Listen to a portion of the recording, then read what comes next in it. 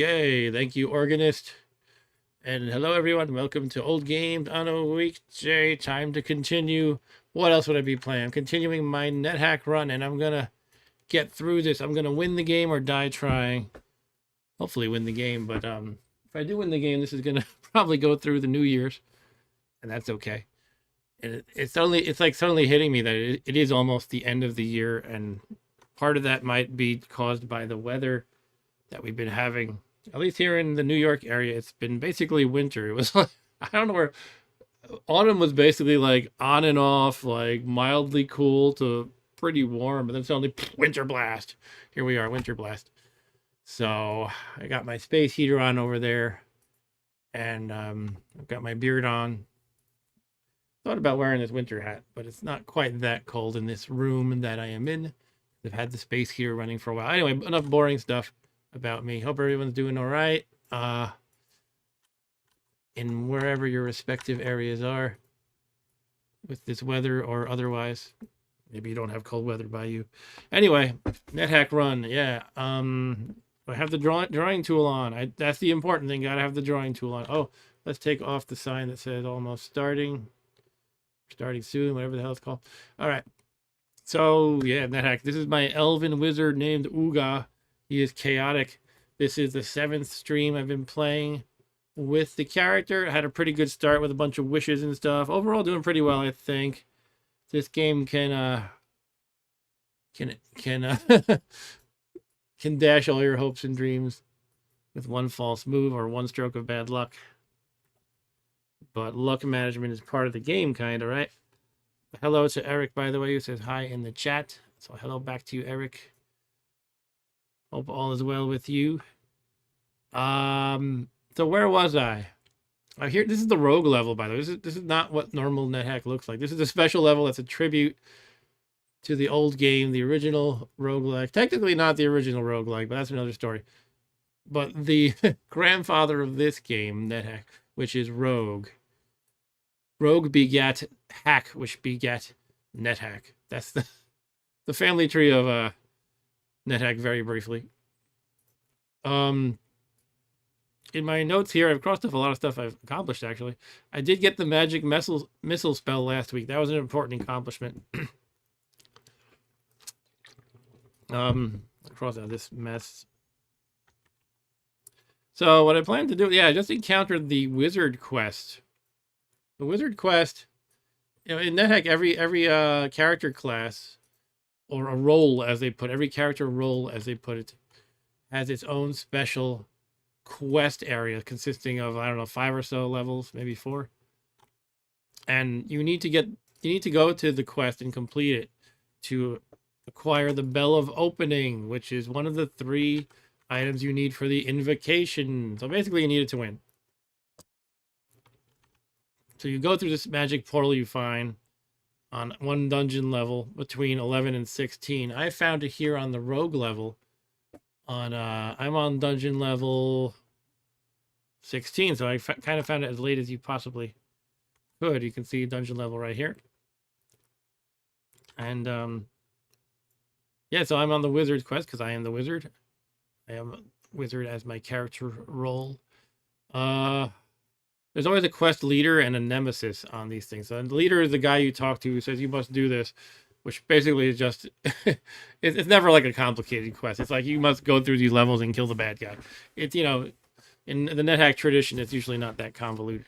Well, I mean, I guess it's not correct to say Nethack is not convoluted, but as far as, like, you know,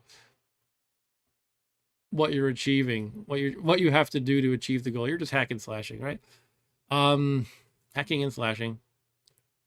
So as the wizard, the quest leader is this character Neferet the Green, and the nemesis is the Dark One. And these are the kind of monsters you find in the quest. Now, the one that's very interesting to me is the Wraith. So, when I popped my head into the quest last time, I actually left. But when I popped my head in, I saw there were some of those, a whole bunch of monsters. I think I saw at least 2 wraiths. Not all W's are wraiths, because there's also some other characters represented by, other monsters represented by the W characters, such as Barrow White. But wraiths are especially interesting because they give you a level when you eat their corpse. It's just a full level. I am only level, where's the Slayer level? Right here, 11. And you need to be 15 to go into the, to even enter the quest, so I'm kind of a far way off.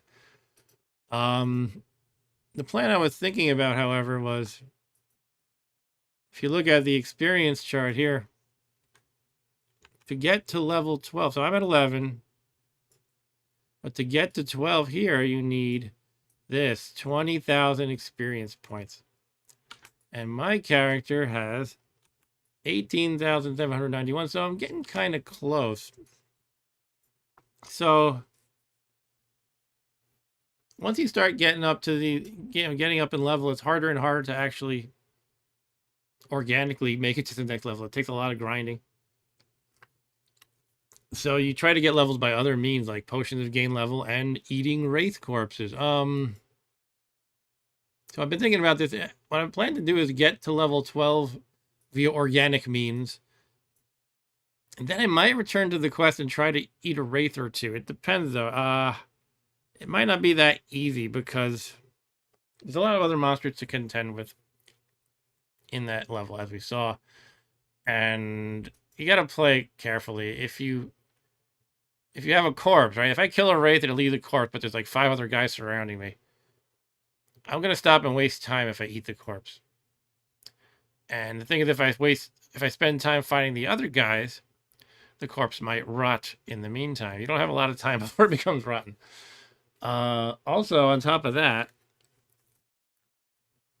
if I play it the other way, well, let's not kill the wraiths. Let's just fight everybody else and kill the wraith last. If they're on top of me, every hit they make against me could potentially drain a level. If they make their special roll basically, of the dice, they will drain a whole level out of me, which isn't good. Even if I kill one and get a level back, it's not good to lose it. The positive side of, if there is a positive side to level draining, is say I do make it to level 12, and then a wraith drains a level.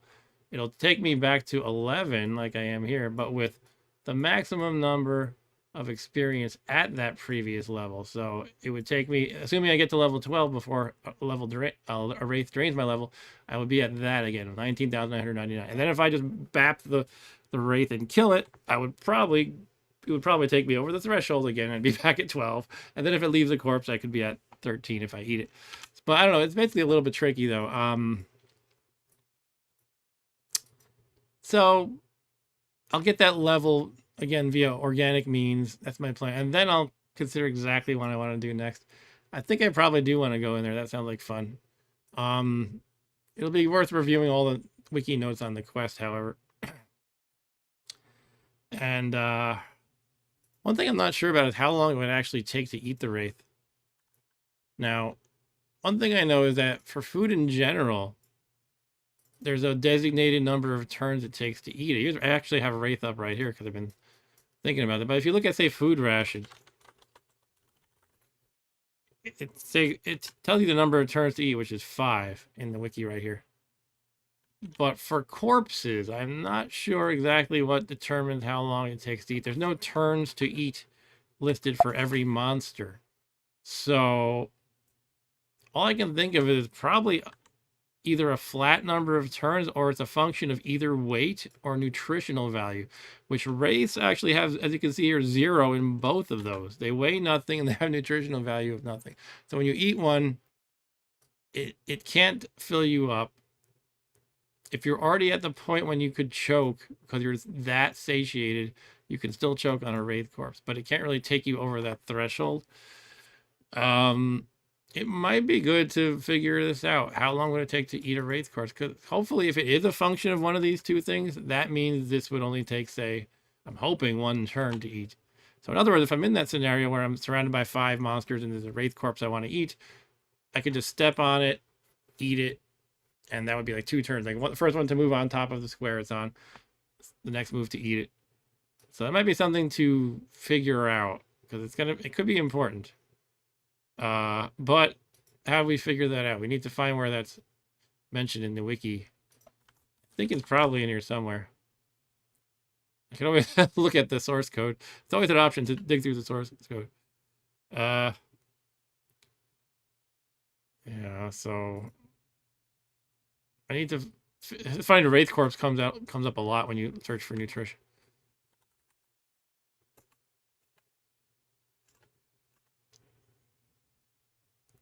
Yeah,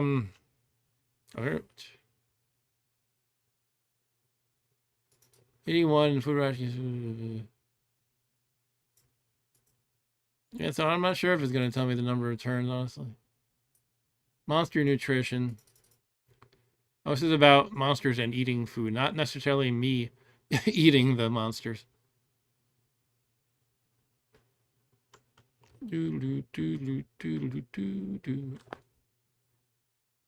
Got some smears on my glasses lenses as usual.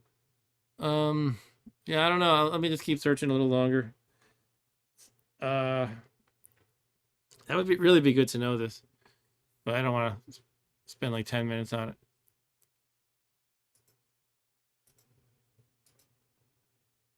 No. I think I'm cycling back in my search now, unfortunately. Okay, so it doesn't say here in nutrition. Eating. Eating amulets.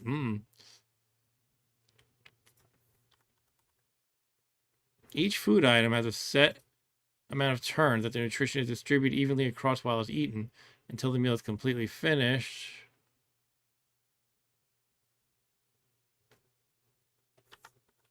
Turns. It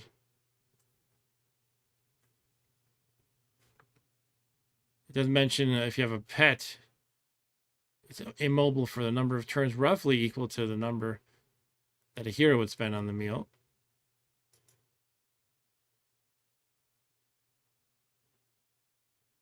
Each food item. Oh, you kind of read that. All right, so I don't know. It's I could just hope it takes one turn. All right, I don't think I have a clear answer.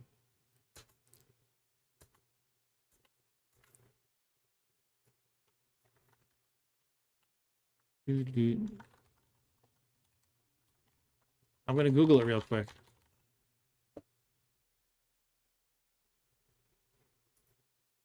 Well, Google AI says it'll only take 1 turn.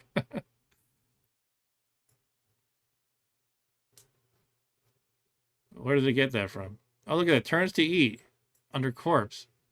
A different site, nethack.fandom.com. It's the weight divided by 64 plus 3. So it looks like since the wraith weighs 0, it would be 0 divided by 64, 0 plus 3. So 3 turns to eat a wraith, I would guess. All right. So we're going to go with that. It's the only real solid info I found. All right, so 3 turns. We'll have to keep that in mind. All right, so for now, though, I do have this dog with me, and I might not want him to tag along in the quest. Because if he eats a wraith corpse, I'm going to be like, damn you, Fido. He doesn't have a name. We should give him a name. We did have a dog named Leoncito before. So we'll call this one Leoncito 2. Okay. I remember last time getting a little sort of frustrated with inventory and just deciding, you know what, screw it. I'm going to just run around burdened. That's not good to do. It's good to take the time figure out what you need to drop.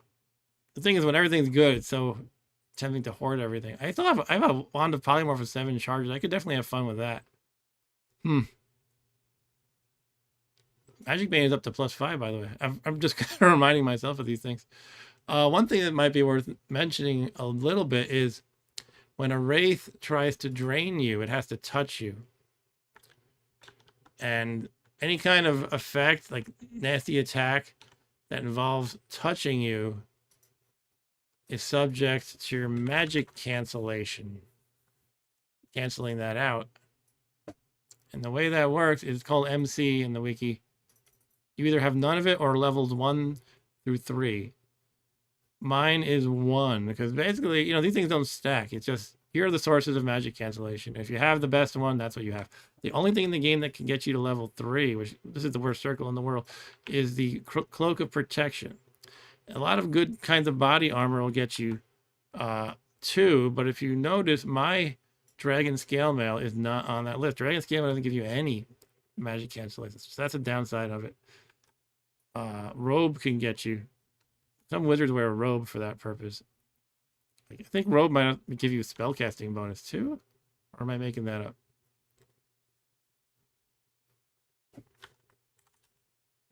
Yeah, it does give you enhanced spellcasting. I'm not sure how.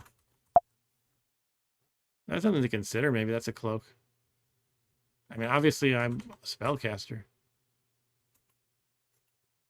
What the heck does it do though? I guess I can read it more carefully rather than just finding random things.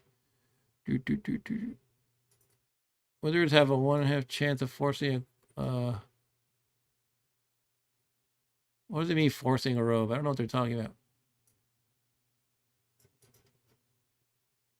Anyway.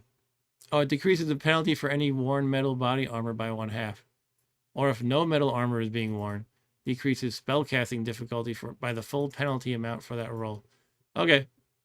So basically your probability of success would be better. And it grants AC2 and MC2. So if you look at this screen, my zap screen, you can see all my fail percentages for each spell that I know.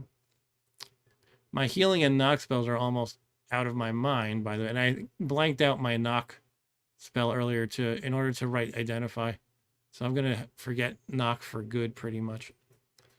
But anyway, I was going on a tangent here. Magic cancellation is something I want to get. I only have level 1 because I have an elven cloak that provides 1, which you can see right here.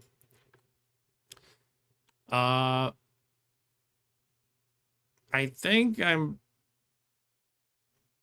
probably not going to get better than that unless I decide to go with robe, maybe oilskin cloak, or cloak of protection. So I'm going to be at 1 until I get one of those things. I'm not going to be getting any of these armor the whole game because I'm sticking with my Dragon Scale Mail. So yeah, I'm going to be at 1 for a while. Anyway, the way this works though is reduces the probability of special melee attacks occurring. So first, the attack must hit the player. So it has to hit you, you know, doing the normal 2-hit versus your armor class kind of roll. After this is a probability of special effects occurring. 100% sticking to stuff, such as teleport, slamming, disenchanting, disease.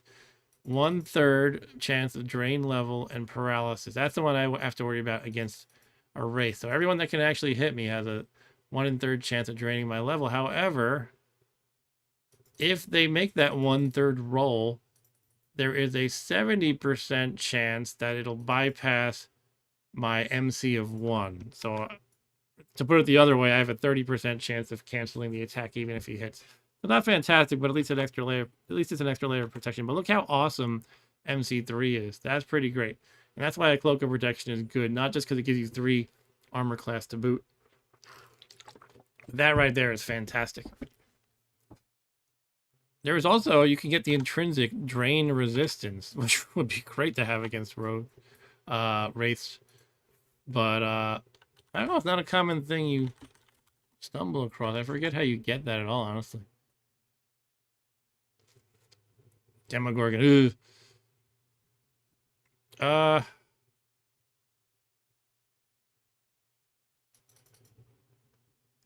Huh. Okay, this is what it blocks. How do you actually get it, though? Sources. These are who possess it. Can be acquired extrinsically by wielding Stormbringer, Excalibur, or the Staff of Esculapius. It can be obtained intrinsically by polymorphing into a monster with drain resistance or having lycanthropy. Alright, so you're not really going to get that very easily. There's nothing you can eat to obtain it, I guess. Alright, so just kind of brushing up on what I need to know for Wraith dealings with. But for now, I guess we're just going to continue traveling in the dungeon, and I do want to make myself no longer burdened. So let's figure that out. I have a ton of junk in my bag of holding, which you can see has 100 items in it. First of all, there are any no-brainers I can just stuff into the bag. I love having a scroll of teleport on my person at all times. I love having a potion of full healing. Ring of Conflict is a great one to have available. I don't need 2 wands of digging available, so I can put in that. I can put in the one with lesser charge. I'll put in the one with more charge because I want to use the one with lesser first. Don't put in the bag of tricks or they're gone forever. Or I'm game over, more or less. The bag of holding would explode. Don't put in the... I will put in the Jasper Stone. Cool, that was all I needed to get unencumbered. Okay. That means I'm right below that threshold, however. So, I can pick up a thing or two and then be over it again. But that's how it goes. All right, so let's actually start doing stuff. This is the rogue level, so all the symbols look different. I believe the percent signs are the staircases, because that's your staircase down, your staircase up. That's what they used in the original Rogue for up and down stairs. Now, every level in Rogue is a 3x3 matrix. There's supposed to be 1, 2, 3, 4, 5, 6, 7, 8, 9 rooms like this. However, I could not find the room here for the life of me. I spent a lot of time searching. I think I even wasted some wand of digging charges just zapping around. And I don't know. For all I know, it's not guaranteed, or I just can't seem to find it. Anyways, probably not the end of the world if I miss one room. But I guess I might as well go downstairs now. One of these things is the portal to the quest. This is the cheap plastic imitation of the Amulet of Yendor. Who did I find that on? I killed somebody and they had that. Rust Trap, Magic Portal, that's it. So it should take note on the overview here. Yeah. So I don't have to remember it or take note myself. It's right here. Portal to the quest. All right, yeah, so that's my plan. I'm basically just going to... It's not much of a plan. I'm going to get up to level 12 by hacking and slashing and proceeding downward in the dungeon and take it from there. Let's get my doggy with me. Okay, we're on level 17, a new level. Here's a large box. Oh, trigger a trap, but luckily the flame fizzles out. Good thing I'm fire resistant as well. Large box is empty. That's crap. Oh. This one of the fabled treasure zoos or something? Sasquatches, ponies, coyote. No, I don't think this is a... Oh, this is a... I think this is a zoo of some sort. They're all animals. Let's, I could put on a ring of conflict. Let them all kill each other. None of these should give me trouble, though. I don't think. What's the O here? An Ogre King? Peaceful Ogre King. These should all be handled pretty easily. I should have stealth from the Elven Cloak. I was thinking might want to put on a ring of stealth, but then I remembered the Elven Cloak provides that. Is there anything else I might want to put on, though? I mean, I could just put on conflict and let them all kill each other. How about increased damage? We're just going to fight our way through them, right? Poison resistance, I don't think I need that anymore because I got it intrinsically. It's a good thing I'm taking notes. It's hard to remember everything you have week after week. These are the intrinsics I have. So yes, I am poison resistant. For a while I was wearing that because I was paranoid that I was just going to get instantly killed. Because that can happen. A poison arrow hits you, you die. Or you fall on some iron spikes. They were poisoned, you die. Alright. Oh. Taking those rings out has burdened me. I probably don't even need to do this. Let's put back in something just to... Lighten the load. You gotta be really careful. While the cancellation goes into there by accident and it's all over. All right. Welcome to David's Treasure Zoo. I think this was the first special room that the game ever had. The David's Treasure Zoo. Not a throne room, but all right. I guess I'm just gonna carve my way through these guys. Do I want to get a pony or something? Not really. Since I'm stealthy, it seems like they're mostly not seeing me. What is going on here? Oh, that's a chameleon type. It's turned into a Nalfeshnee. That's a demon. So now I have to worry about, or consider, do I want to run away? Wait for it to change to something else? That's what it looks like in the D&D website.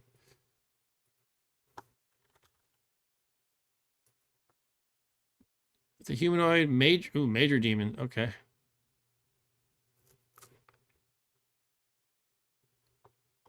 Besides just attacking me, is there anything else to worry about?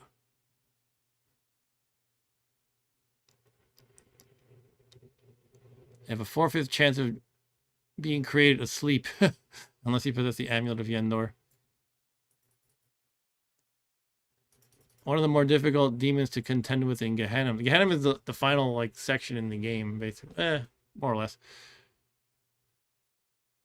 Well, I mean that's that seems like a cue for me to maybe step away for a moment. See if it pursues me. Can always zap it with a wand of polymorph. But I don't know. The numbers didn't look that bad that I glanced at. I mean, oh, spellcasting. Okay.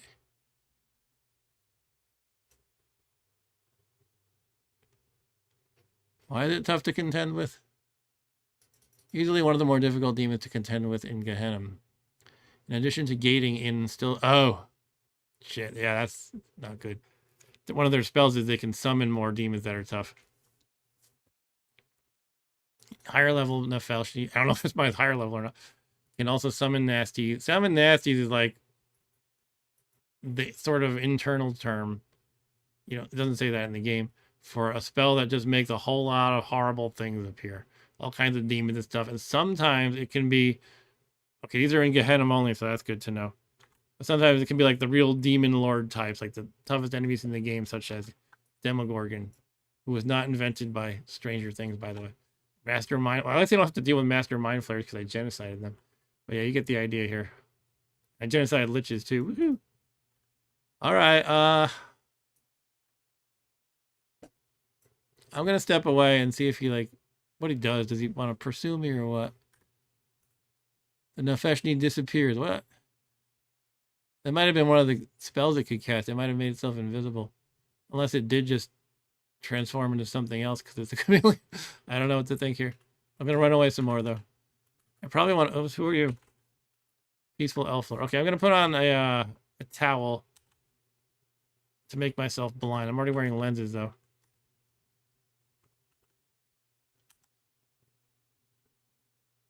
Okay. I mean, I think the Nalfeshnee might have turned into something else already. But I'm not sure. Trying to remember if telepathy lets you see invisible things. Because it might have just turned invisible and now I can't see it. Once again, I will live in the wiki. Well, the entry for telepathy doesn't seem to have any search results for invisible. Well, I think you should be able to see them because it says you can detect non-mindless creatures even if you cannot physically see them. And I don't think Neferet is mindless. That's actually a categorization of the monster. Yeah, that's why I don't know. I think it must have transformed into something else already. That's chameleons for you. They just keep transforming randomly. You hear noises. Don't get killed by the elf, you dumb dog. The elf lord is killed. Okay, fine. You can eat the elf lord. All right. I'm going to go back to the treasure zoo now. You hear a distant explosion. Somebody's triggering a landmine or something. I'm going to kill this human mummy. Pony corpse. Who killed the pony? Did I kill the pony? Okay. Blue jelly. I'm already cold resistant, so the blue jellies aren't an issue. But yeah, notice how I'm stealthy, so they're all just sitting there. They're just sleeping. And when I wake them up by attacking them, I only have to deal with one at a time. So that's pretty lovely. think that's what's in play. It's kind of hard to tell because sometimes it's like it doesn't really give you any clue. You have to just sort of connect the dots yourself about what's happening. But I think, yeah, I think in the treasury they all start out asleep. Sorry, ponies. You kill the wolf. You kill the yellow mold. Eating a yellow mold just makes you hallucinate, I think. Is there any reason why I might want to eat it? Nope. 7% chance of poison resistance, which I already have.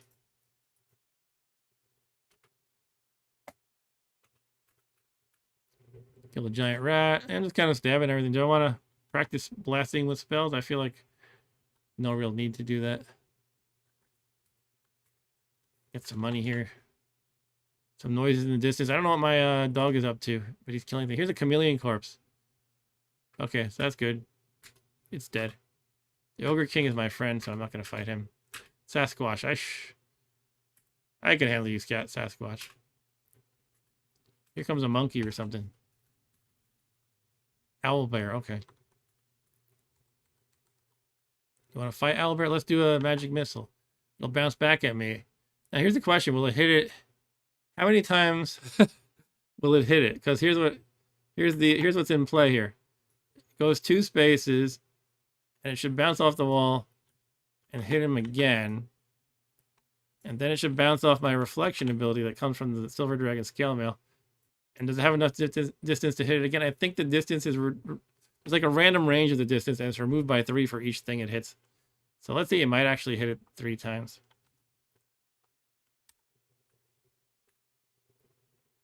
Oh, oh no. It actually missed me. And it hit the Ogre King behind me, and it made him angry. Oh, well.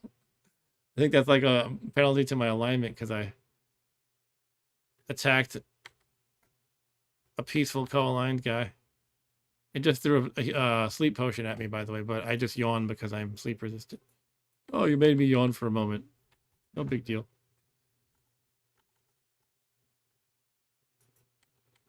All right, so the dog is eating the owlbear corpse. What happened? You want to fight Ogre King? Sorry, I didn't mean to kill you.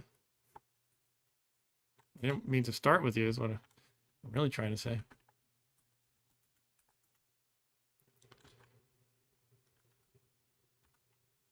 I found a tin. Let's identify it. A tin of spinach. This would be great, a great find, but as an elf, my max strength is 18. Can't get beyond 18 through normal means. Pretty much I'm going to get only 18 the whole game. Because it's not practical for me as a wizard to wear gauntlets of power that count as metal. They'll reduce my spellcasting ability too much. Basically. Might be time to pull something out of the bag that I don't need and drop. I do like having a big stack of daggers. I do want to enchant the stack when I get a chance. I'm gonna ditch one of these extra magical breathing amulets. One of the pairs of jumping boots.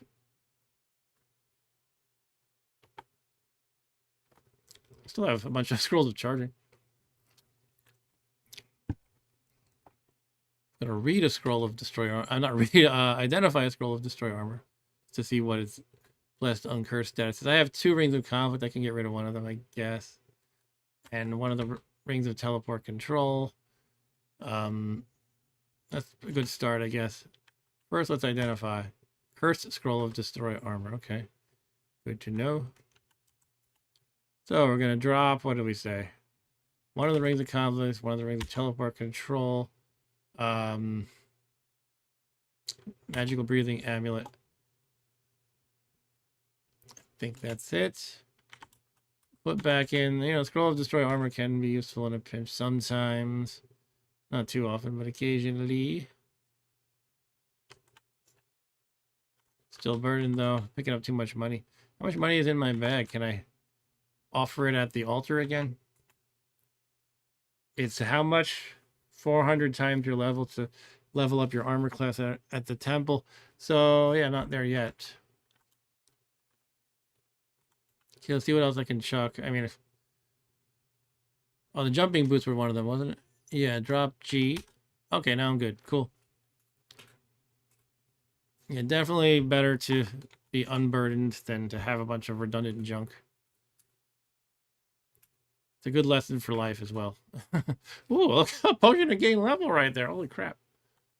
Well then, that's one of my solutions to the level gaining problem for sure, bro.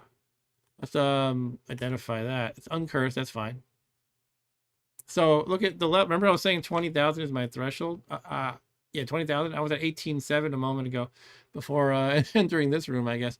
So basically, I'm expecting to hit level 12 in a moment, and then I could quaff the potion of gain level. Now, the way it works is if it's uncursed, it'll take you just to the threshold of the next level. And if it's blessed, it'll take you to the next level and then give you some random bonus XP in the range. I think anywhere in the range between like the minimum and the max with like an equal probability of each one. So in other words, it could be anything, but it would be an extra bonus that's nice. And since I'm kind of shooting to get to level 15 just so I can enter the quest, it might be a good time to do it after I get to 12. I mean, if you're really min-maxing, you know, the higher levels you might want to save them for. I don't know, but to me, I feel like I don't want to wander around trying to grind just to get into the quest. It just means I'm too eager to use the potion, probably. So yeah, I'm gonna use that soonish. In other words. All right. Yeah, a lot of these sort of levels that in rooms that have a ton of monsters, I find the humanoid types often have a potion of gain level. Sometimes you enter one and you see like 3 different goblins or something just drinking potions of gain level. You're like, oh, I could have had that. But this is kind of the bonus of stealth because they just sit there sleeping and you hack your way through them one by one.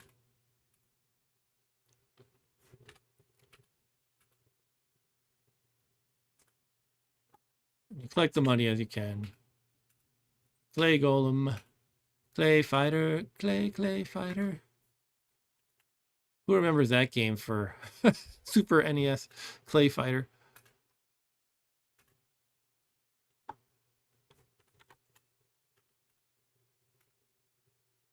You always got to keep an eye on the hit points. It's really easy to just lose track. Oh, look at that. I'm level 12. And I'm more confident in my skills. Oh, I thought I was already maxed out in Dagger. Oh, wait a minute. My divination spells can level up, actually. Oh, you know what this is? That means I have more skill slots available. And do I want to go with divination, though? That's the thing.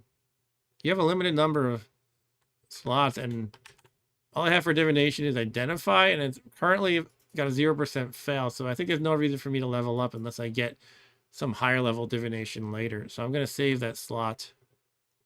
And I don't know what I'm going to use it on, but for now, well, for now, nothing.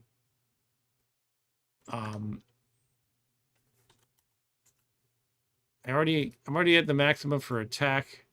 But yeah, you know, I don't know, it might be something to research. It could be good to get healing spells, and maybe I just want to practice healing a lot by casting it repeatedly. I can do it right now, in fact. I heal myself. But yeah, it's gradually fading, my memory of that spell. I gotta read the spell book again soon. Now let's keep plowing through these monsters. Let's kill this water nymph.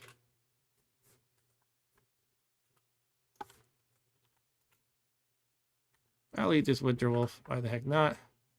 With my 2 rings on, I'm getting hungrier faster. Eat the Rothe. Leprechaun hits and steals my money. Damn you, Leprechaun. I'll have to find the Leprechaun later.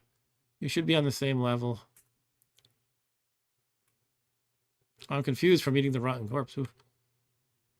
I'll have to use a unicorn horn to cure that. Okay, it worked. Leoncito 2 is fighting a soldier ant.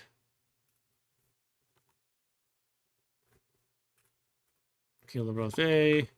Eat the Rothe. Who's the dog attacking? Oh, that little impish creature. A peaceful quasit. Lots of dungeon cows for me to eat. I'll make some dungeon burgers out of them. Oh, soldier ant somehow wakes up and is attacking me. I'm not sure what logic applied there. Could just be the small chance they'll notice you even when you're stealthy and they're asleep. Hey, Ryan, how's it going? Ryan's in the house. Thanks for joining. I am in one of the fabled treasure zoos just fighting a bunch of mostly weak creatures that leave a bunch of gold. I did find a potion of gain level on one of these. guys. It was a nymph, I believe.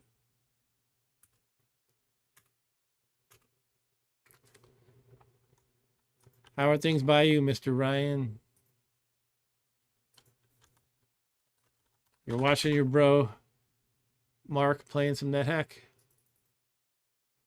So this can give you, yeah, I'm kind of at the point where a lot of these low-level things that do convey something are useless because they convey,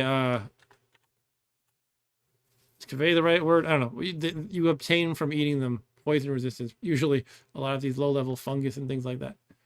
And it's not useful to me at this point. Ah, Mountain Nymph stole my +1 Dwarvish Shell, that jerk.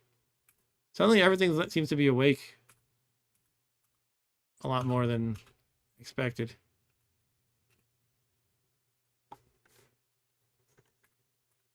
A dingo. I'm killing some dingoes.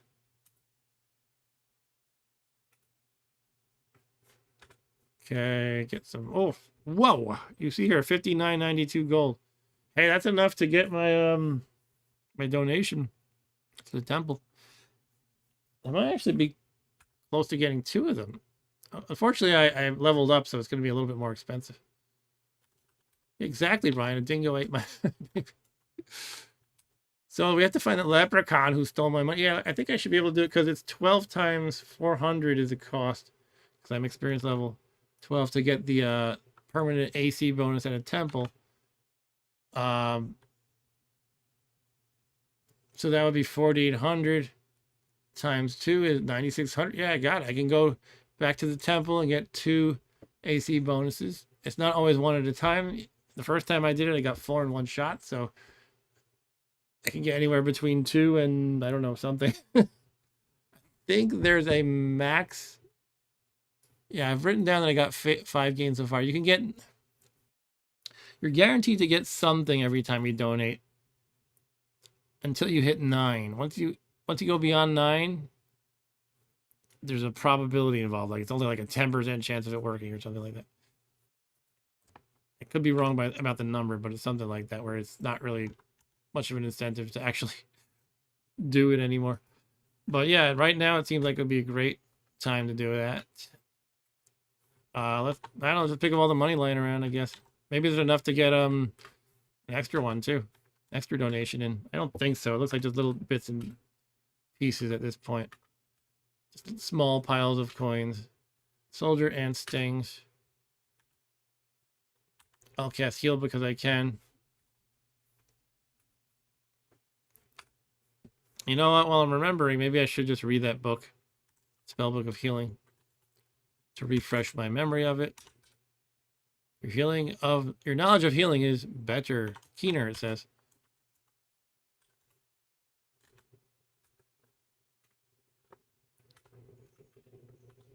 It's a yellow mold. I don't want yellow mold. I thought it was money because it's yellow.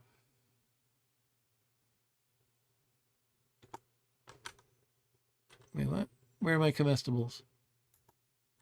They're not picking up. You see here. Oh, I'm drunk. Don't mind me. All right. Hey, Dan. How's it going? Dan said he's commenting on my remark about Clay Fighter earlier. Dan said Clay Fighter looked really cool for the time. It had some nice animations, but don't think it compared with Street Fighter for actual fighting. If I remember, not many fighting games did. Yeah, definitely. We actually got it in my household. I remember being blown away by the digitized claymation, sort of, and I loved the fun characters. But you know, when it came down to gameplay, it was a pretty average imitator of Street Fighter 2. It wasn't terrible, but nothing special. You had the Taffy guy. What was his name? But he was basically like Dalsim. Who else was there in that game? Bad Mr. Frosty. Helga, like the fat lady Viking type. A Blob who you could like change into different forms with each move. Like he turned into like a hammer or a boxing glove. That was kind of fun. There was a big muscly guy named Tiny.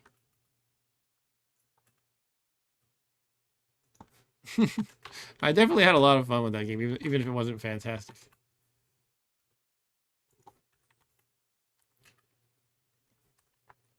Here's my stuff that looks good, but I dropped it. All right, I think I cleared out this place now. It's a lot of leather here from a leather golem, I guess. But I don't think I got nearly enough for 3 levels of donations. Let's see my money. Yeah, 10,664. That's not even close to getting a 3rd level. So basically, to reiterate, I'm gonna donate in increments of 4,800 gold pieces at the altar that I had passed by earlier, and I will get a random number of armor class bonuses intrinsically for each donation. So yeah, I think I want to do that like now. Now I did cross that threshold of gaining the level, and so I do have that question of, do I want to just drink the gain level potion now? So again, here's the chart. I am now right here. I got 20,000. That took me to level 12. I have to get another 20,000 to get up to level 13. You can see it starts to be like exponential. I don't know if that's the right term, but it's doubling each level. Maybe that's a geometric growth. I don't know. I can't think of the right word. But yeah, at a certain point, at first it's not like that. Oh, I guess it kind of is actually. But it's sort of rounds. Yeah, it like rounds to like the nearest. They want to use easier math from 5120 to down. But then it's doubling. Yeah, doubling. All right. I'm considering maybe making that gain level potion blessed and then just drinking that now. I mean, there'll be more gain level potions to find later. And Ryan says Clay Fighter was very interesting, not great gameplay, as I remember that. Yeah, I didn't get that basically the consensus. Though I remember having a lot of fun with it. Yeah. But I was surprised. Where was I reading? I think it was on Video Game Geek, where they have rankings of games, and they like Clay Fighter. It was like down in the abyss of ratings. It was like ranked along with something that's so bad. It's like, can't remember what, but like, I don't know. If to give an analogy to IMDb, it was like they put it like next to Plan 9 from Outer Space or something. And I remember looking at the rankings and I was surprised it was ranked so badly by people. But anyway, that's opinions for you.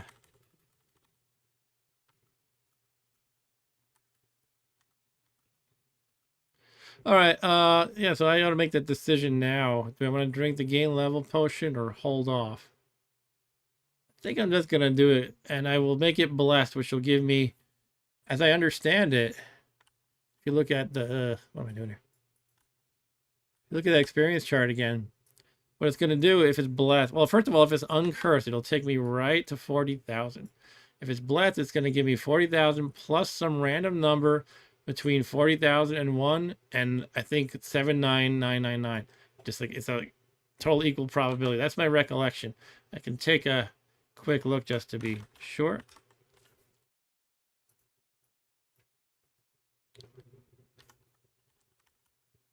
Blessed potion will set their experience points to a random value from the minimum to the maximum for the new experience level. Yep, it's exactly what I said. And the funny thing is, a cursed potion, it makes you gain dungeon level. So you float through the ceiling and go to the previous level. It's just like a funny pun, sort of. You want to gain level? Okay. You rise up through the ceiling and you're on a different level.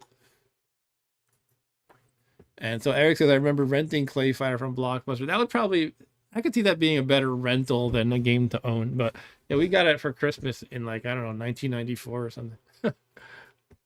In my household, we didn't actually get a Super Nintendo until pretty late in its life.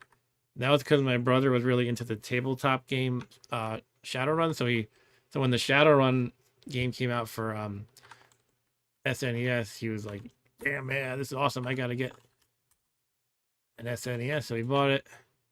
And yeah, then we had one in our household. But we were mostly a Genesis family until then for our 16-bit gameplay. And Ryan said I liked Eternal Champion. I never played that one. That was Sega's response to the Street Fighter craze. And Dan says he also rented Clay Fighter from Blockbuster a few days. It was fun, but after you saw the animation, Street Fighter is what we wanted to play. Or really wanted to battle. Yeah, I could see that. You know, I kind of missed the whole Street Fighter craze, actually. I just I didn't really have friends who played it a lot, and I never got a home version of it. I know it sounds ridiculous because everybody played that, but I played like a little bit in the arcades, and then like once the emulation age started, I played it a bit. Scare monster scroll. Might as well identify it. I might as well identify the cream pie too while we're at it. An uncursed cream pie, good to know. And an uncursed scroll of scare monster. And Dan said Eternal Champions and TMNT tournament I enjoyed more. Oh, really? That's cool. Potion of speed. Okay. Time to put stuff in ye old bag of holding again. Let's identify the potion of speed. It's cursed. It can be holy water fodder for later. Wasn't I going to drink the potion of gain level? Let's do that. So we're going to dip it into a potion of holy water to make it blessed. And then part of me is like, oh, let me try to min-max it. But you know what? I'm trying to get that to that threshold of 15 experience to enter the quest. And there'll be more of the potions to find later. What I mean by min-maxing is if you defer it till later, you sort of get more experience value out of the bonus that it gives you. All right, so we're going to dip potion of gain level into the holy water, and it is now blessed. Bottoms up. Take a look right over here. I am level 12 with 20,560 experience. And I'm going to drink it. It is which one? It is G. Here we go. Chug, chug, chug. Okay, look at that. I have 13 and 61,284. So, again, if we look at the chart, I think it put me like right in the middle pretty much. Where's my chart? I know I just had it up. Here it is. Yeah, so it took me 40,000, and the random number between 40,000 and 80,000 wound up being 61,000? Yeah, so pretty much dead in the middle. So that's such a huge boost. Consider like a moment ago, I was gunning to have 20,000 experience, and now I got 61,000. Just like that. So pretty neat. All right, cool. This mountain nymph who stole my stuff is here. Let's shoot it with a magic missile. I gotta get lined up with it. It's hard to tell the diagonals. I think I'm lined up with it. I guess we'll find out. Here you go, magic missile. Pew. You kill it. All right, cool. I want to eat it. I'm considering it. I would get teleportitis. I do have a ring of teleport control. And there's also a thing that I didn't know until recently. Again, from the wiki. If you get teleportitis, which for those who don't know, it means you teleport around at random intervals. It can be really annoying. But if you have teleport control, you can choose specifically which square you teleport to when that kicks in. But there's also this thing about teleport at will. If you have teleportitis and you've reached experience level 12 or only level 8 for a wizard, I exceed 12 anyway, then you can hit Control T to teleport at will. It costs 30 points of energy and it consumes 100 nutrition. Unaffected by hungerless casting. So even though I have hungerless casting because my intelligence is so high, it'll still cost some of my tummy contents basically.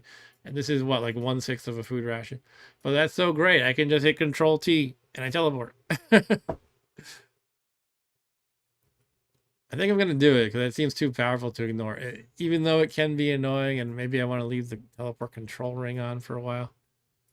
And the downside to that is wearing a ring drains your nutrition faster. Also, it's a finger used. You can only wear 2 rings at once. But I think I'm going to go for it. So here we're going to go eat the mountain nymph. And it didn't work. It was rotten for some reason. Oh, well. I was getting excited about it. Put back on my helmet. Now my AC is at -12 again. It was at -9 just now. And once again, I am slowed down due to too much junk. I'm just going to put whatever in the... Not the cancellation or the bag of tricks, but otherwise, whatever will go into it. Because I want to I want to unload this gold anyway at the altar, so I'm not going to be...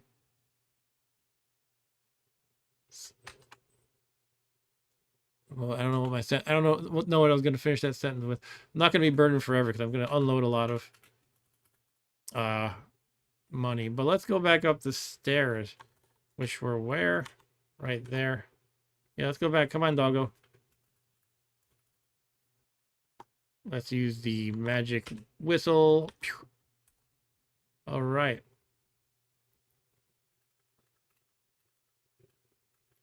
I feel like I missed out on a lot of the fighter genre.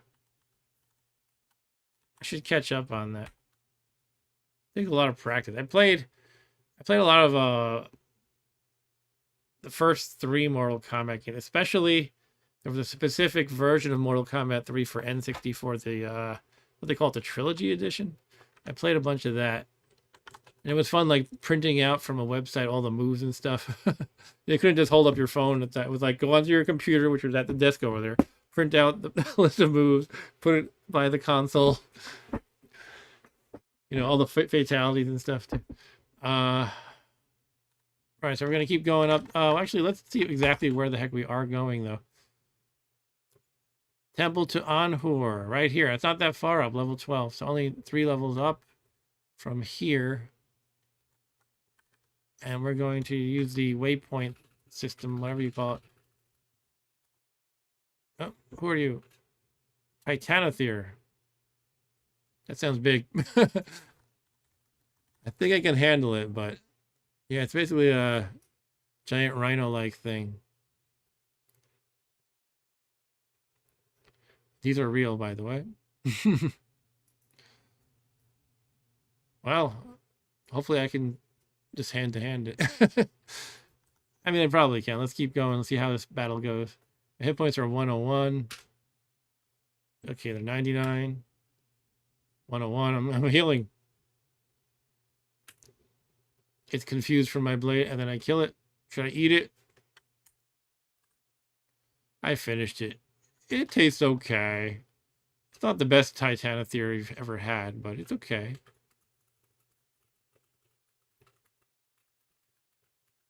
So much nicer with a magic whistle trying to lead a, you know, than trying to lead a pet up and down dungeon levels without it.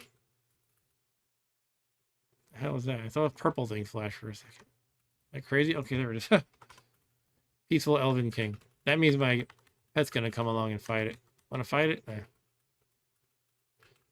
Come with me, stupid pet. Stupid Leoncito. So we are 1 below the temple to my deity Anhur. Apply the magic whistle, and the temple is somewhere on this level. There it is. Garbage wand of dig. Oh god, this is the room where I had that accidental fall into one of these pools of water, which was frightening. God. I almost don't even want to traverse this place. We can do it, though.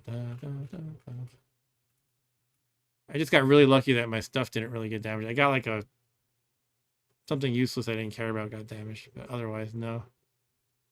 All right, so yeah, this is what we do. We take out a whole bunch of money. And, oh, you know what? The cost went up because I used the game level potion first. That was dumb of me. I always forget about this. So anyway, now the cost is 13 times 400, which is 5,200, and then to do that twice, I'll need 10,400. I should review my math. It looks like I can afford that barely.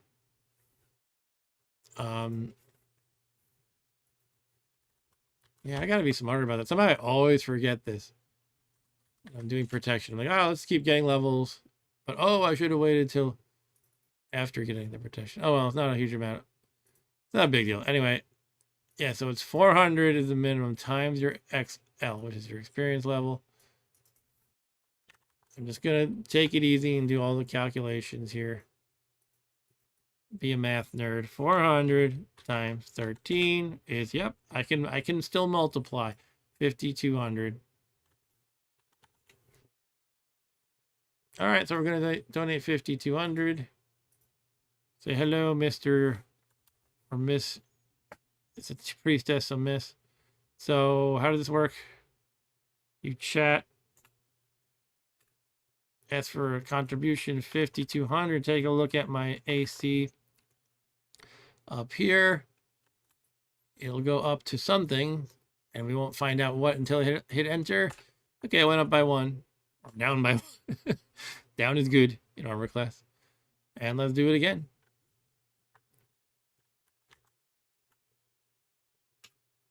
$5,200. Now it's going to, okay, -14. Still worth it. The first time I did this game, I got 4 in one go, which was amazing. I don't think I ever had that happen before. All right, so just to keep note over here, I could say 7 gains so far, and pretty much the max is 9 that you can get. After that, the probability becomes very small of it working, but it can work apparently. Okay, but that's a nice boost. Now those wraiths will hit me a little less often. Everything else on top of that. All right, so I guess we're gonna, I don't know, do I want to go into the quest now? I can't like enter it yet.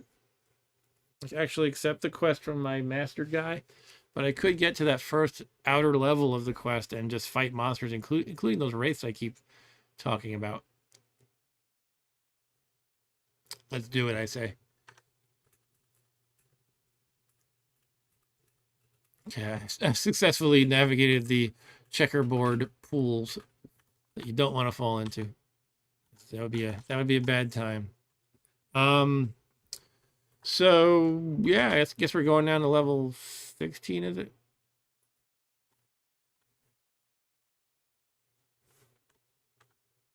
We're going back to the rogue level, basically. Oops. You know, there's got to be something here, but I just wasn't able to find it. I remember blasting a few wands of digging charges just to try to dig it out. I guess I could just use a pickaxe if I find one. I just don't like to carry around pickaxes because they're so heavy. Not gonna worry too much. Okay, now we're on level 13. Is there a store over here? A food store?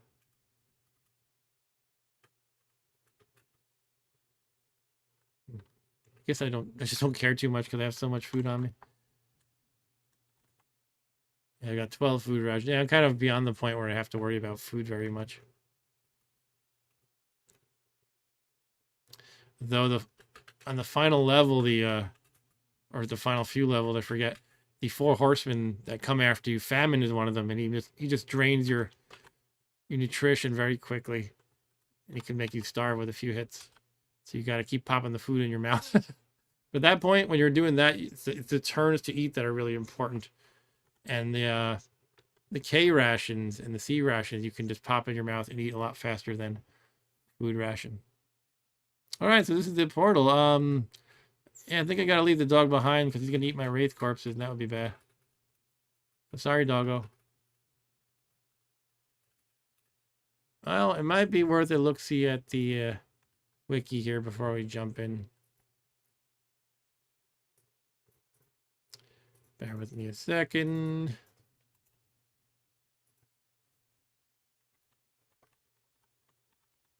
What time is it in real life? 10:19.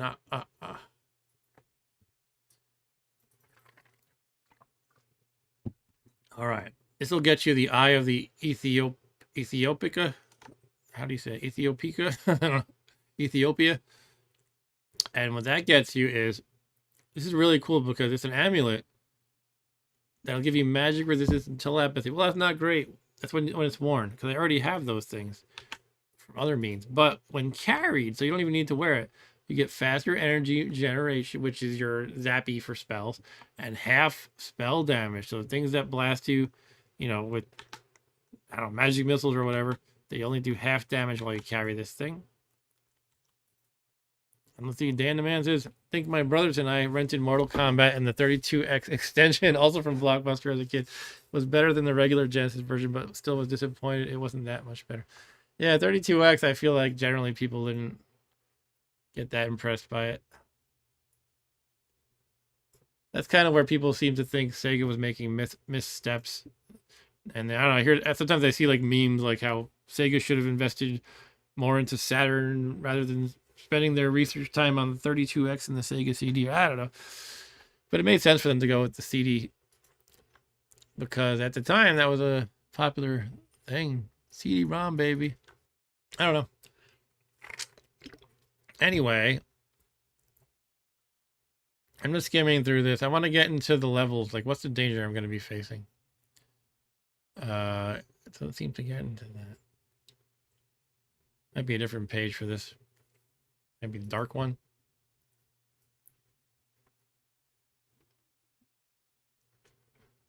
Where does it talk about the levels? Am I missing something obvious? There's a screen that has all the different levels for the quest. Maybe I just have to go to quest. Wizard quest.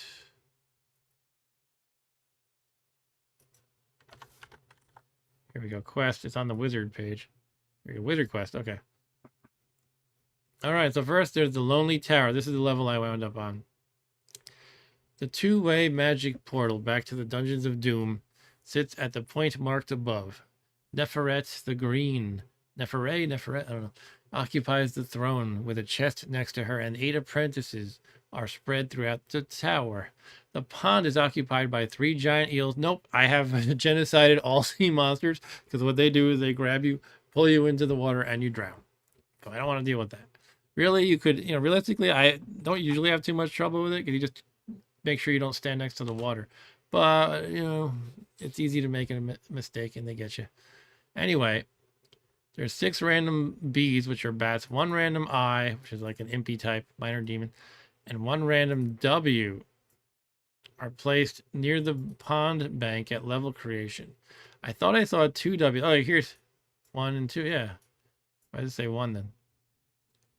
4 more random Bs, 2 random Is, and 1 random W are placed at the marked locations from the pond on level creation. All right, so I feel like most of these things aren't too dangerous, and I can just kill the wraiths and eat them. But the W's aren't necessarily wraiths, which is the thing. So that's something I'll have to be aware of. But here's the thing: even if there are 2 of them, you only get each one only gives you a 50% chance of actually dropping a corpse. So it's a coin flip. And sometimes the corpse is rotten right away, like 1/8 of the time or something like that. There are 6 random traps on the level. The shaded areas of this floor are unlit. No teleport and has undiggable walls. All right, so I should be fine, I think, as far as fighting the monsters goes. But I'm going to appear right here, and there'll be a wraith up here. I think I'm going to run up to him, as well as all these bats and another wraith. Or I should say a W, because the Ws aren't always wraith. They can be a barrow white, and I think there's one other thing they can be. All right, so yeah, let's see if I can. I'm thinking it's kind of like if I'm lucky, I'll get a level from eating a wraith right now. I don't think it's going to be a thing I can expect to happen, really. If I'm reasonably lucky. Like, not like a ghost of a chance kind of a thing. Anyway, why don't we just jump into it? Anything I need to do first? Maybe put on some rings to help me fight. Let's put on... I mean, nothing... Yeah, again, nothing here is super dangerous. Well, the wraiths draining my levels would suck. Let's put on increased accuracy and increased damage. I could just go the root of conflict. I'm going to take out a ring of conflict just in case I want to slip that on. I'm going to start just putting on increased accuracy and increase damage, but I plan on zapping the wraiths with magic missile. All right, here we go. We're jumping in. Wait, which one? Which trap is it? That's a rust trap. Don't go there. Go into the magic portal here, and away we go. All right, there's a W right here. That is a wraith. Let's check out what all the bees are. I think we got giant bats, vampire bats, a raven. Okay, raven and bat are not really bad. I mean, giant bats give me trouble at low levels, but I think I can handle them fine. I think I'm gonna vampire bats can be a little bit annoying. I think I'm gonna rush straight to the wraith and eat it. Yeti too. Yeah, I'm not even gonna care about anybody pounding on me. Actually, I'm not gonna rush to it. I'm gonna focus on that, but I'm gonna zap it with magic missiles. Magic missile, boom. The magic missile hits the Wraith. The Wraith reads a scroll of teleportation. A mysterious force prevents the Wraith from teleporting. The Raven bites. Okay, the Raven made me blind by biting me, but now my telepathy kicks in because I'm blind, so you can see all the monsters here now. There's another Wraith right here, it turns out. There's also a troll. Plane center. All right. Yeah, so the Wraith tried to get out of there. It must be almost dead. And there's another Wraith right near me. But let's go with... Actually, do I want to just focus on the one near me? I wonder if the one that read teleport is going to try to run away. The troll might pummel me a bit if I ignore that too much. Alright, I think I'm going to zap northeast again anyway and see if I can just kill it now and then rush over to it and eat it. Here we go. Magic missile. Up and to the right. You destroy the race. Nice. Let's see if there's a corpse. I can't see right now, so I have to feel for it, sort of. Did not leave a corpse. Damn. You can see again. The Wraith. I mean, the Raven's blindness attack wore off. Okay, he decided not to leave a corpse. What a letdown. Nothing more disappointing in Nethack than a Wraith who will not leave a corpse. Thinking the Wraith kind of has that barrier between me and it, consisting of a couple of bats. So I can, in the meantime, maybe just get this Yeti out of the way so it's not pummeling on me. So let's do that. I'm going to attack the Yeti. Oh, the Wraith is coming around the bats. I might want to run to the right to get sort of that choke point.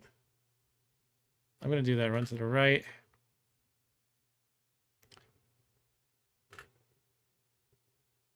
Just assessing everything as I step. Looks like I'm recovering my hit points quite quickly these days, so that's nice. Let's keep going to the choke point. A giant bat disappears out of sight. I must have hit a trap.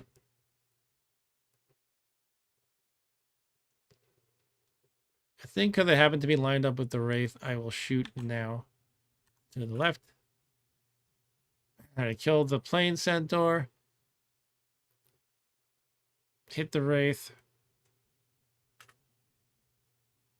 Alright, so I'm in kind of a choke point, although you can see they can sort of go down and around too, but most of them are probably too dumb to do that.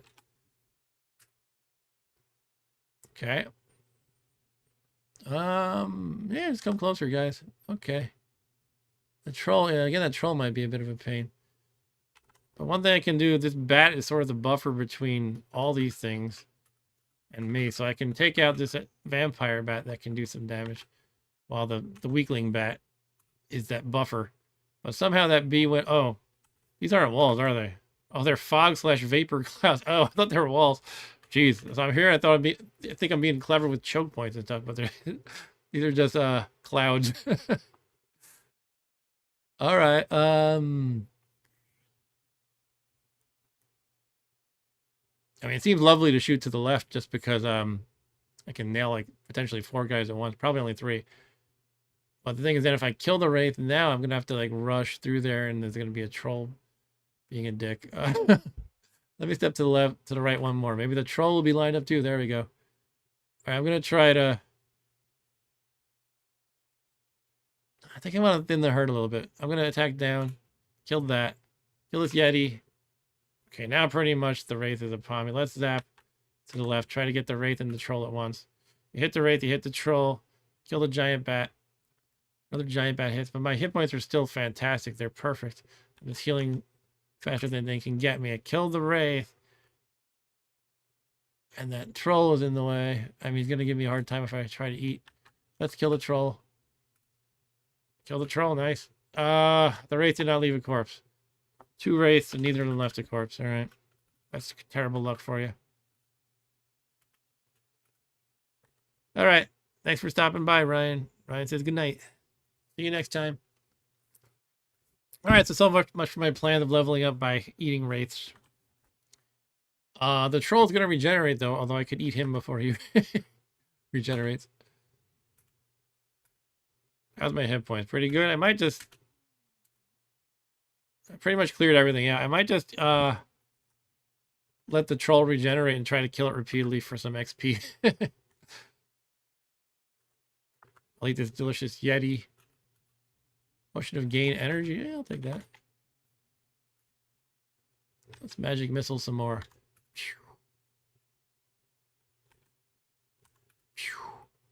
It needs the added sound effects because Nethack doesn't have sound effects.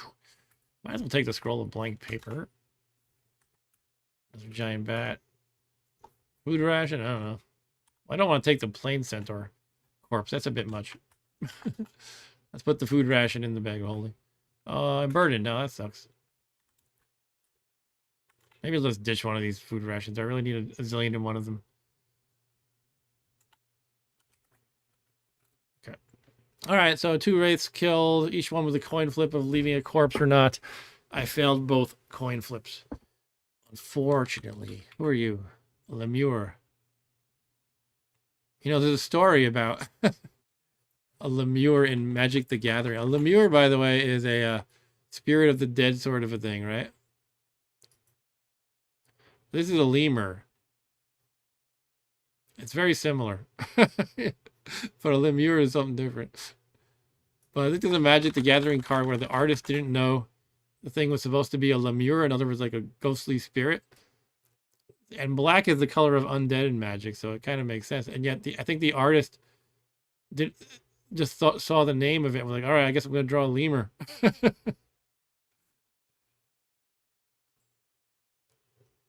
I don't know. Maybe that's a rumor I heard. It might be wrong. Okay. What have we here? A Zorn? Zorn, Lemure, Raven. I love how the ocean has been made extinct by me. Ha ha ha. Lemure is a French lemur. Should I worry about a Zorn? Their thing is they can like just walk through walls, but I don't think they're that dangerous. Really. Let's try to go toe to toe a little bit. They do get a lot of attacks. Look at that. Oh, the Raven's attacking me at the same time. I did kill it without much of a sweat. Breaking much of a sweat. Let's see if the Zorn is worth eating. I remember in the Ultimate games, they call them Zorns with a Z. Let's see, Zorn. No resistance is conveyed if you eat them.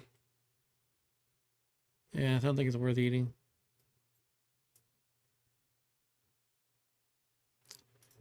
They are the second quest monster for wizards and make up 24 out of 175 of monsters randomly generated on the wizard quest.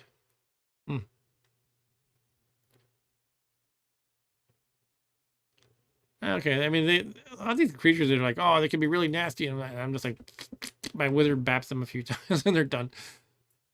All right, I mean, I think I might have to just, you know, I'll just finish up this level, I guess, and then talk to my boss, and she'll kick me out because I'm not level 15. That's basically how it goes. Some of these areas are dark, as they mentioned in the wiki. Statue of a leprechaun. Oh, did I like I left a leprechaun on the previous level who had stole some of my money. It was on the level with the treasure zoo. So he I don't know if I care a whole lot, but probably has like a few hundred of my gold or so. Should I put on a light temporarily? I have lights. I do have an oil lamp here. I'm burdened while using it though. While carrying it. What else is new though? Me burdened. I do have to be careful. There are some traps. I should put on the lenses again and search as I go. I'll just take 2 searches per step. I might want to remove these rings that make me fight better, because, like, who cares? Always put them back on. The lenses give me a plus 10%, I believe, bonus to searching every time I do it. You feel wise. You must have been very observant. Cool, my wisdom is at 17 now, for what that's worth. Ah, landmine. There we go. I found the landmine.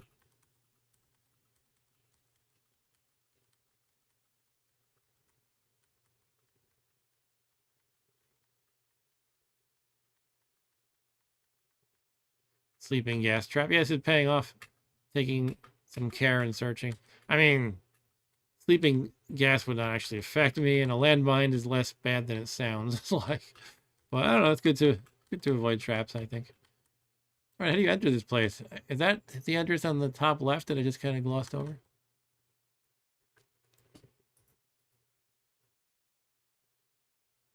It looks like there's a secret door around here somewhere. There we go. It is locked. I will apply a skeleton key. Hey guys. Another door is also locked.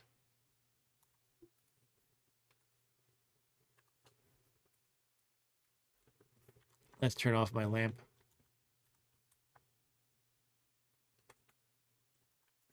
Put it away.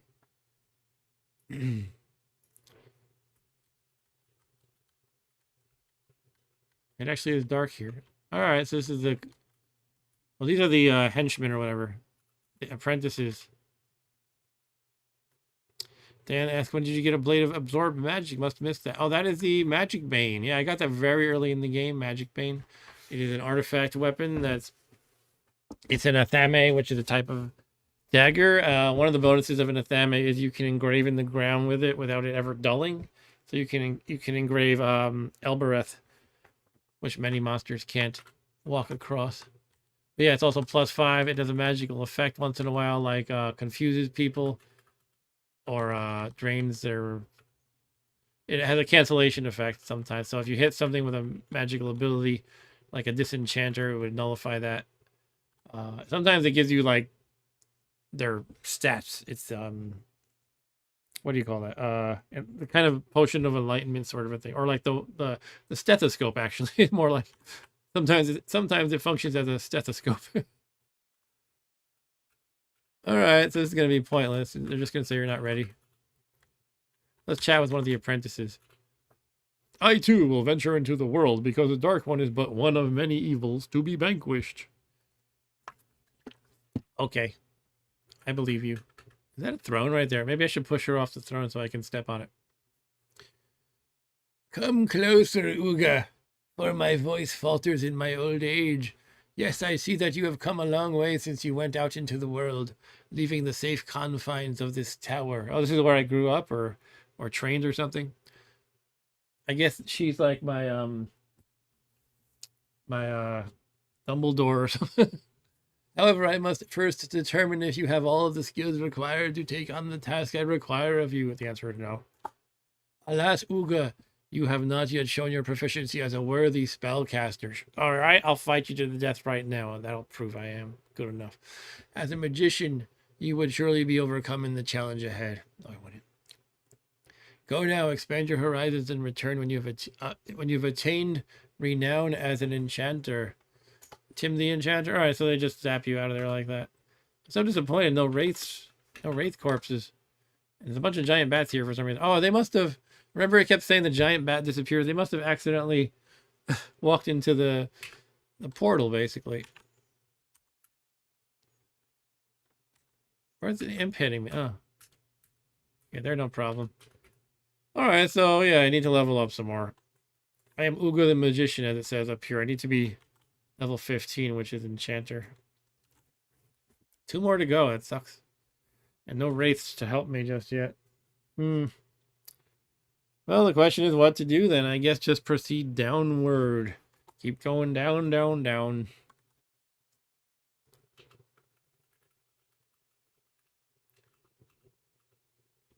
Come here, Doggeth. Back to Hogwarts for me. Yeah, Dan, back to Hogwarts for me. What is this, a gray unicorn?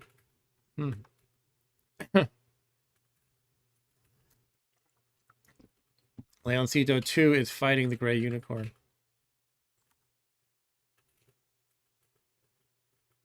Another altar, huh? It's a lawful altar. A fountain. Some money. And now I am burdened once again. What am I going to stash here? Stash these rings. Potion of gain energy. Let's identify that.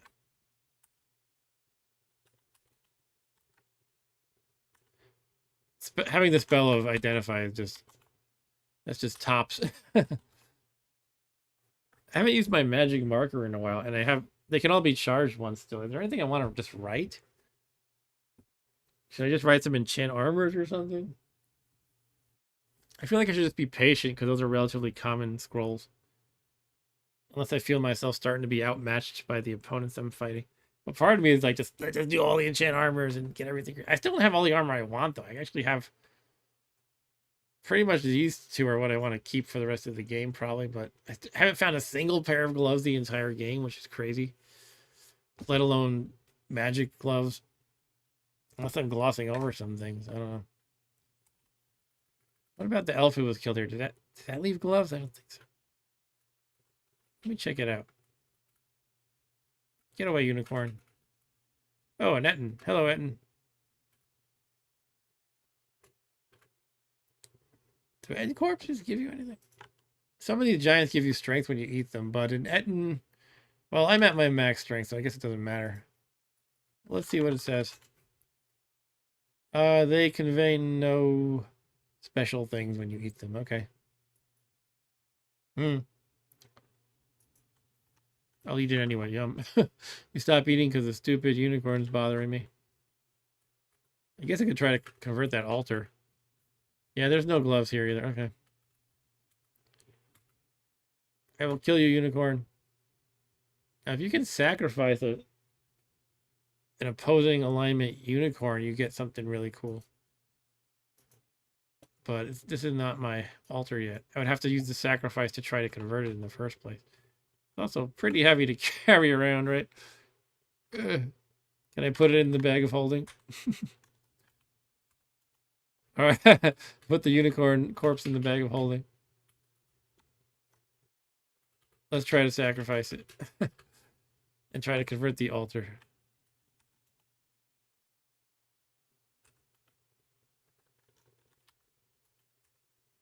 Oh, didn't work. Okay.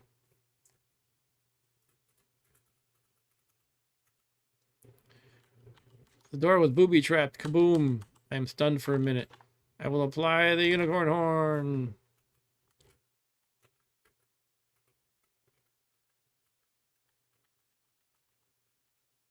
Leprechaun.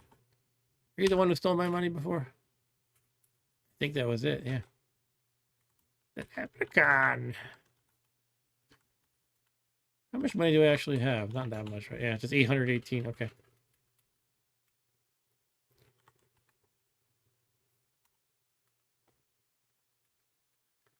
Not too much happening around here anymore. Some boulders in the way. Let's force bolt them. Jeep. Hello, Leoncito 2. I'm going to force bolt this other boulder. Now that I remembered you could do that. Zap A to the right. Hello, owlbear. Stop grabbing me. I don't like you like that. Owlbear corpse. Yum. No, I will not continue eating. I'm overstuffed. Overly full. What do we got here? A Quaddle. I fought one of those before. They're of the angel class. That's why they're a capital A. Let's shoot them. Shoot the angel. It's still alive. Keep shooting it. You kill it. Keep firing, assholes. A Tengu. Too bad I'm so full. Because they can give you teleportitis, right? Or is it teleport control? One of those. Well, what I should do is try to come back when I'm less hungry, perhaps. When I'm less full, I mean. Look at teleported on top of me. Let's say, has a Tengu. Killer bee. Go away, Tengu. I don't want to... I want you to go away. I gotta deal with killer bees here, for one thing.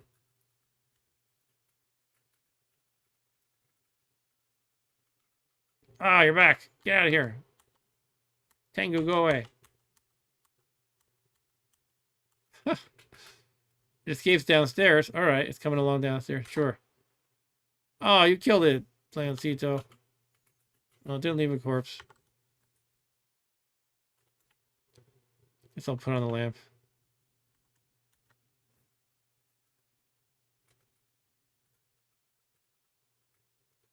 So many things I want to leave corpses are just not doing it.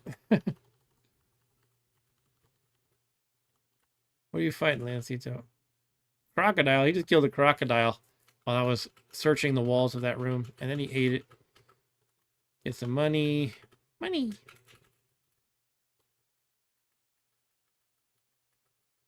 Someone should make a Toe Jam and Earl roguelike, where it's like this style of roguelike.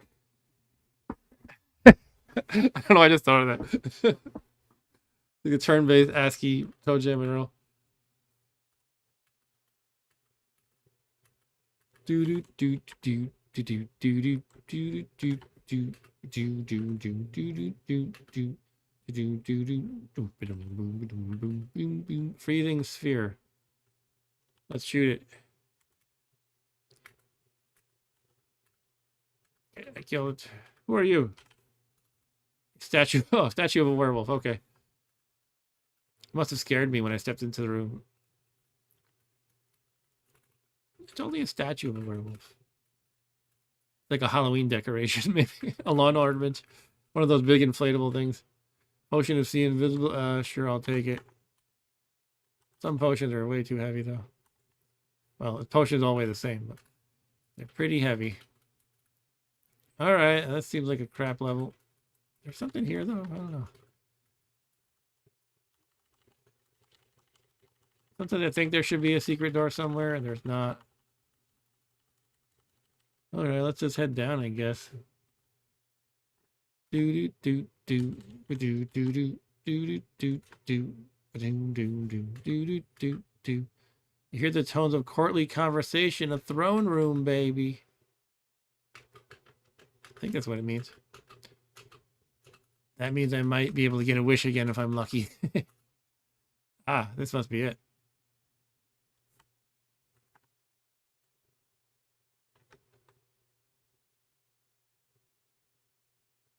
All right, let's put on some rings again, I guess.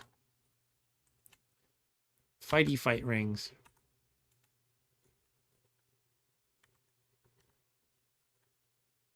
Not conflict, because I want to get the experience. Do do do do do do do do do do do do do do do do do. Fortunately, I got not too many options of what I can put into the bag of holding anymore. I just got too much junk. I mean, maybe I could drop an amulet of ESP. I was thinking, well, what if I somehow lose my telepathy intrinsic? And sometimes you got to make calls, all right? Or I just have tons of food too. I could probably drop some of that. What am I gonna do with golden naga eggs? I don't know. I'm gonna take out 2 food rations and drop those. There we go. No longer encumbered. Okay, let's see what else is here. You enter an opulent throne room, and we have a hill giant, an ice troll. Everybody else is like super easy pickings that I see so far. Well, let's start hitting them, I guess. Kill the hill orc, kill the hill orc. What else do we have here? Dragon. Here's a yellow dragon, a full-sized one, not a baby. Now, yellow dragons, what's their weapon? Is it acid or something? No, it's black, I think. Let me look it up. Actually, I think black is disintegration, come to think of it. Yeah, yellow is acid. Okay. So here's a yellow dragon stats. Its breath weapon, which is acidic, can do 46 damage. Its bite can do 3d8. Claw 1d4, claw 1d4. All right, I mean, I'm pretty sure I can handle it, but it's, you know, not a pushover. Its acid blast can ruin metal armor and weapons unless they're corrode proofed. Yeah, I think my helmet might be subject to that, but otherwise, I'm pretty good. Magic Bane is rust proof. Elven Cloak. So yeah, it's a really bad. If I, you know, my Dwarven Iron Helm, if it does rust a lot, I can replace it. I keep looking at my armor and going, why do I only have that?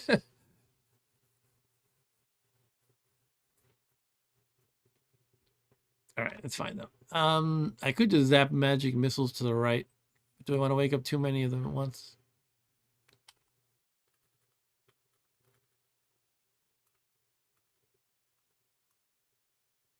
Killing the plain centaur, kill that hobgoblin. I want to take out this troll. Yeah, let's go for it.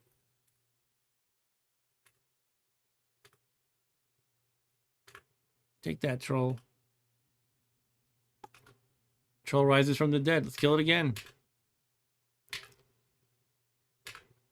Let's wait for it to get up again. Hill giant's attacking me. All right, so I'll fight. I have to fight back there. And that will give you strength if you eat it. But again, I'm at the natural maximum for an elf. So, too bad, I guess. Should I just zap to the right? I'm kind of tempted. It's just a zap to the right. Let's do it. Let's start magic missiling. To the right. Pew.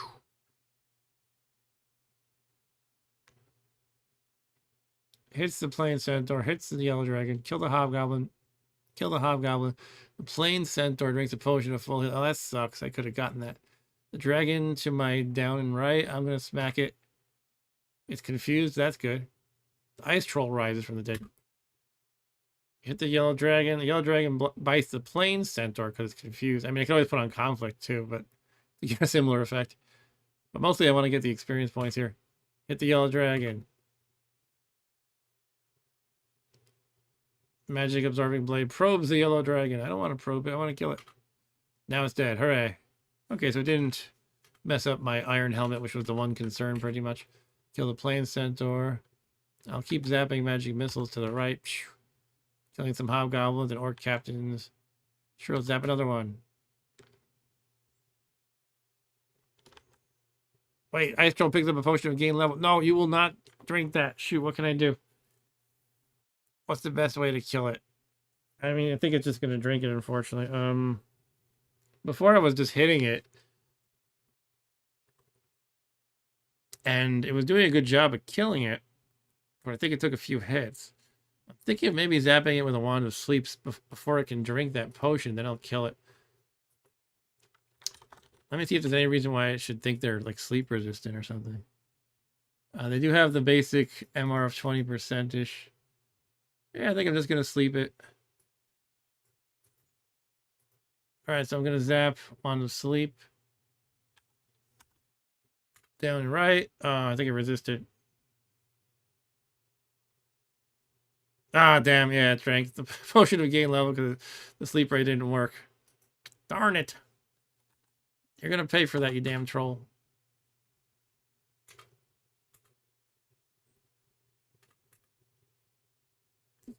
Jerk, drinking my potion. That was my potion. I didn't get it yet, but it was mine. It was going to be mine.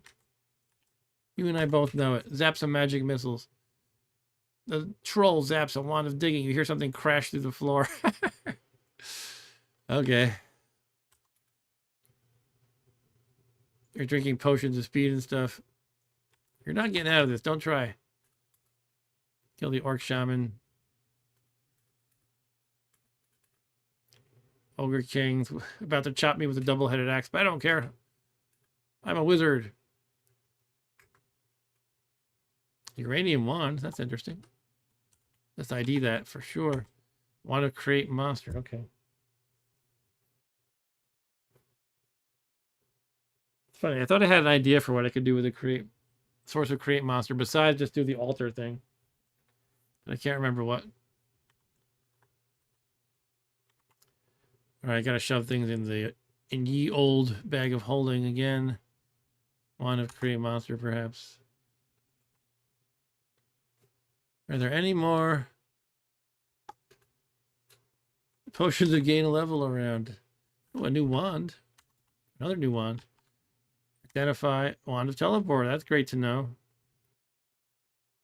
In the final screen of the game, it's good to have a whole lot of wands of teleport because it's like you're trying to. There's like 3 different sections. One that has an altar for each alignment, and you're looking for the one that matches your alignment. And you don't always find the right one right away. So you're just like this pile of demons and angels and all kinds of things. Just the whole area is filled with them. And one of the best ways to just traverse the whole thing is zap the teleportation to clear the path and then just run through it. Also, you put on boots of jumping so you can go 2 spaces at a time a little bit faster. So it's good to have like 5 wands of teleport or so on that final screen. Anyway, I got my first one. Hooray.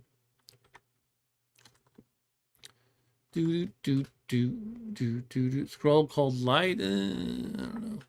I don't know if I care. I guess I can get it for blank paper, but even then I'm kind of tempted to just say, whatever. Oh, I don't actually have enough energy to cast Identify at the moment.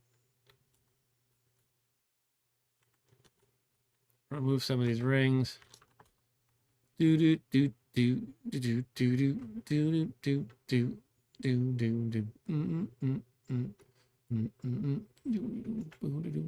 So wand of teleport could be nice to have on my person. Kind of like the scroll, it can get you out of a jam.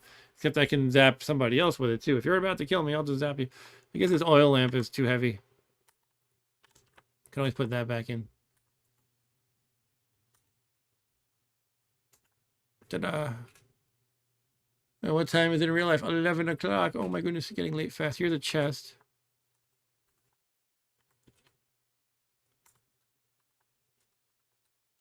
What's in it? A ring of increased accuracy, a food ration, and some money. Let's identify. I don't have the energy still, right? Okay. I should take out the other thing I wanted to identify so I don't forget about. What the heck? I can't remember what it was already. Was it just a scroll of light? Whatever. Do it anyway. Some dragon scales. I don't really want those. It's kind of cool in a way, but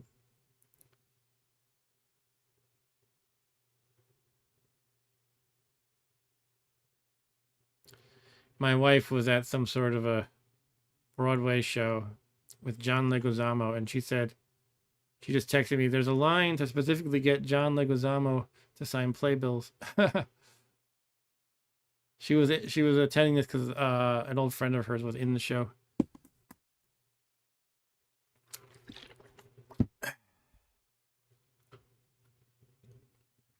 Tripe rations. I already have how many tripe rations? I have 4. That's more than enough. Should probably take out some of them. I gotta get rid of some stuff I don't care about. What am I gonna do with tins of brown mold? I mean, some of this is total garbage. Let's take out some Naga eggs. And the brown mold tins. I don't know.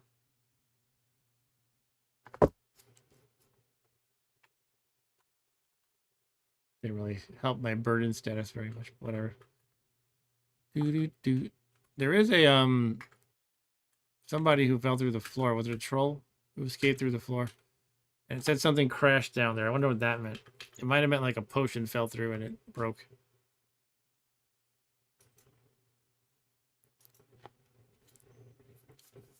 All right, Dan, what you got to say? In traditional D&D, weren't dragons supposed to be more fearsome and deadly powerful that adventurers would avoid them unless they had a whole super high party level to attempt an attack? Yeah, basically. They do seem underpowered here. Yeah. They're, I mean, yeah, they do seem underpowered in this game.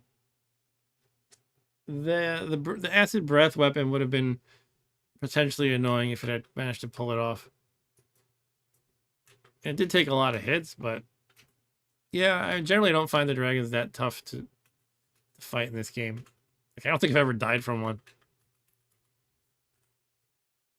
And when you polymorph into one, at first you're like, all right, I'm a dragon. Then you realize, oh, this isn't that great, really. I mean, sure, the breath weapon is fun sometimes. Boulder in the way. Let's force bolt it. Oh, that's stupid. Yeah, they're who's it? Look at this leprechaun. Where'd he come from? They're largely kind of weaklings. Let's throw daggers at it. I haven't thrown some daggers in a while. I'll eat the leprechaun. I did not get, once again, I did not get teleportitis. Just not in the cards this game, it seems. Can I do, how much does the Identify cost? It costs like 20 or so to cast? Oh, I can do it now. All right. Let's do it. Scroll of Light. Okay. I think it just cost me 14 to cast. Uncursed Scroll of Light is what I meant to say. All right, just put that junk in.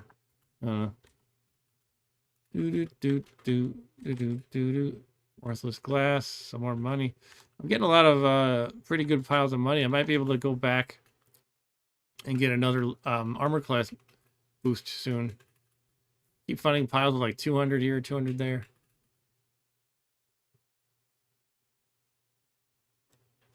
That is a message worth looking up. It's actually quite frightening. You feel as if you need some help. You feel a malignant aura surround the magic-absorbing blade. Now, I killed all the liches, so it's not that, but what is that?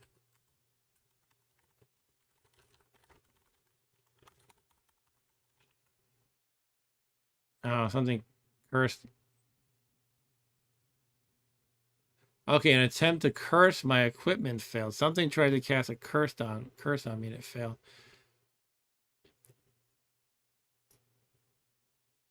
So I wonder what would have done that. Could be an evil demon.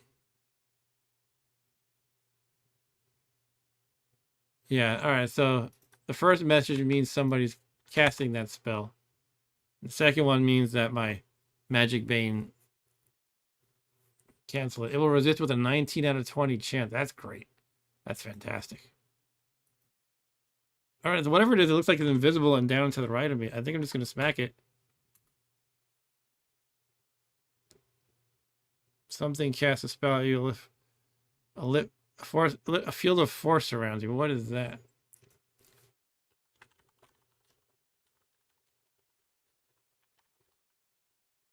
Oh shit, that's somebody casting destroy armor.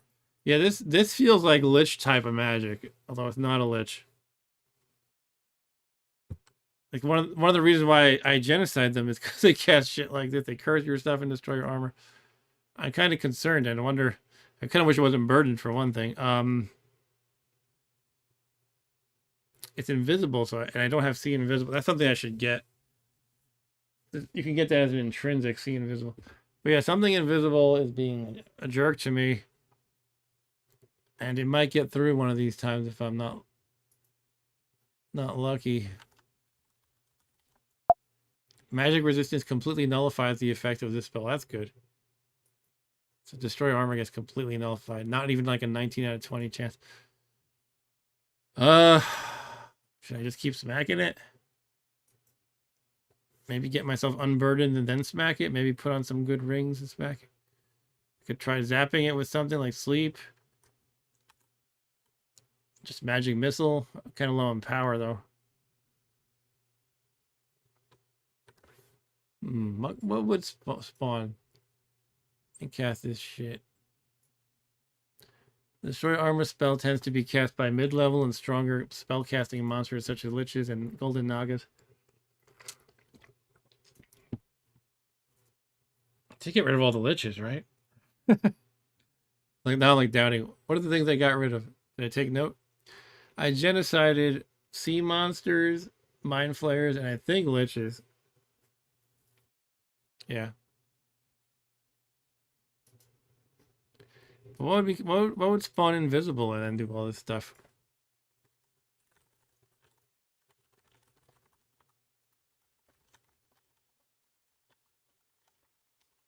Do.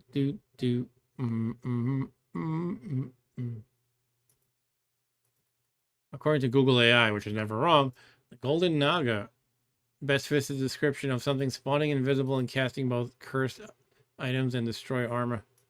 Alright, I feel like I can finish it off probably. Let me just keep fighting it. You hit it, you kill it. Alright, yeah, with a Golden Naga, look at that. Huh. I forget those Nagas can be a pain. I usually find the hatchlings a lot.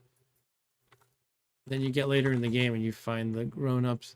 If I want to eat them, they can give you 66% of poison resistance, which I don't need.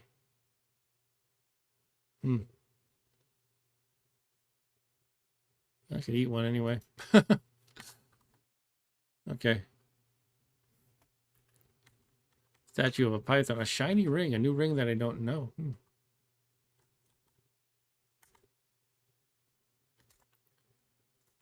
Is a ring of sustainability. Okay. I think that's less good if you have a unicorn horn, which is, like I always say, it's kind of overpowered. But this would make it so you don't lose abilities, basically, right? Yeah, prevents your base attributes from being changed by exercise, abuse, or any other method. Except for 2. Strength gain or loss from nutrition levels and polymorphing into their own race. Alright, so not that great, really. Dan, what do you got to say? There's an awesome D&D anime on Prime streaming that does dragons justice, making them super powerful and rightly feared, called The Legend of Vox Machina. It is mature rated tune, though, not for kids. Oh, cool. Maybe I'll check that out sometime. Thanks for the tip, Dan.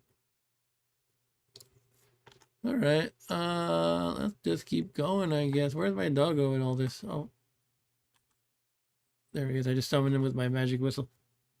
Yeah, my power's quite low. It kind of sucks, but let's drop this random food ration. Why do I care about that? I'm no longer encumbered. Good. Oh, stepped up to a polymorph trap. You feel momentarily different. That means nothing happened. I'm so glad I'm polymorph resistant. I was actually so paranoid about that I was wearing a polymorph control ring for a while because I didn't want the polymorph into something. Well, if you have dragon scale mail on, you always turn to a dragon because that's how it works. And then you lose the armor, so I would have been very upset. But I learned as long as you have magic resistance, polymorph traps and stuff like that can't affect you. Only certain what they consider intentional polymorph, which is like wearing a ring of polymorph. I think maybe a potion. I hate when I can't find these rooms. This should be one here. Oh, stone golem, huh? It would be pretty hard, didn't it?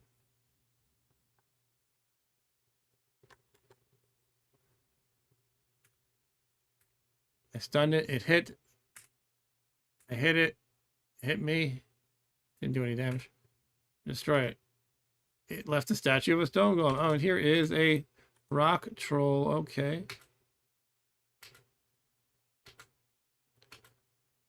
Just going toe to toe with a lot of things.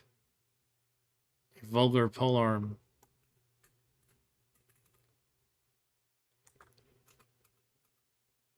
Hello, lizard. Scroll of light. All these freaking scrolls of light. I don't know. The troll is back. I'll throw daggers at him. He turns to flee. Ha, chicken. Can't fight a wizard. Ha.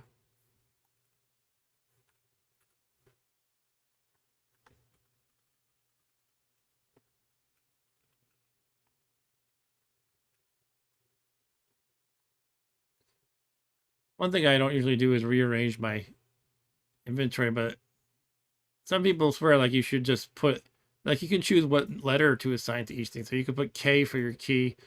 It's just a habit I never got into, but it's a good idea. So you don't have to keep looking up stuff. Like what's my letter for this thing? Anyway. I don't know. Is the troll getting back up? Should I beat it down again? There it is.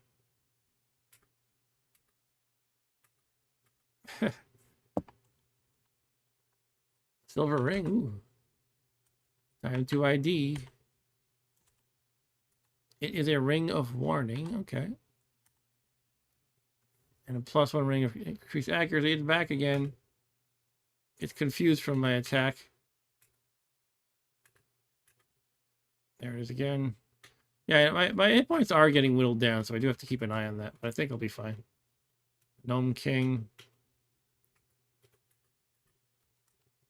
Oh, Lancito's eating the rock troll. Damn it, Lancito. Oh, that Lancito. I wanted to keep coming back so I could kill it repeatedly and get a lot of XP.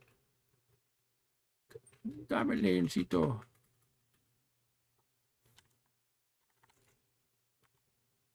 Where is the downstairs? Oh, yeah, there's a throne there. I forgot about that. Let's go sit on the throne, Leoncito.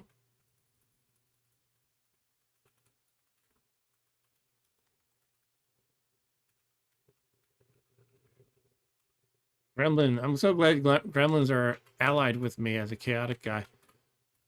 They hit you and they drain your intrinsic, so you could lose like poison resistance or whatever. Okay, here's the throne. I think the best strategy is to drop your money and otherwise just go for it, I think. Let's look up the throne again. Last time I was on a throne, one of the times I got a wish, which was great. It's not too likely to happen, though.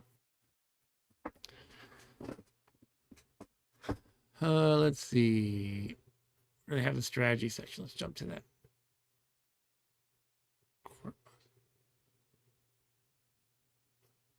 Strange. Usually they have a strategy section. Oh, they do have one here. Drop all your gold. Yep. Stash it or stash it in a container so it won't be taken away. So it's fine to put it in the bag of holding. Have a unicorn horn so that you can undo bad effects such as blindness and attribute loss. Yeah, no problem there. Have positive luck. Yeah, I should have that. Alright, so yeah, that's about it. Decide what you would like to wish for. Stow any items you would prefer unidentified. I don't have any. Why would anybody prefer something to be unidentified? Is there a bonus to that?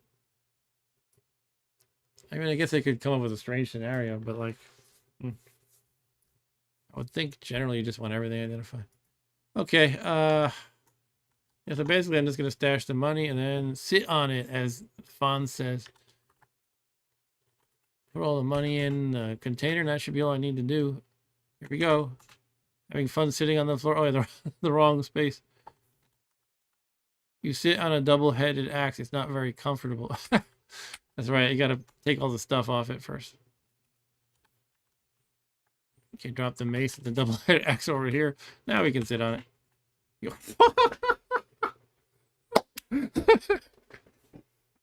Wow. I could make a highlight reel of this run. The way I just like... That's the second time that happened with a throne. It was just like, wish. And that's like so unlikely. It's first there's a 1 1/3 chance that anything happens. A 1 in 3 chance. There's a 2/3 chance that nothing happens. And then if you do get that 1 1/3 chance, it's like all of these are equal probability, I guess. There's 13 different outcomes. And so it's 1 in 13 after that 1/3. Wow. Where's the wish outcome on this anyway?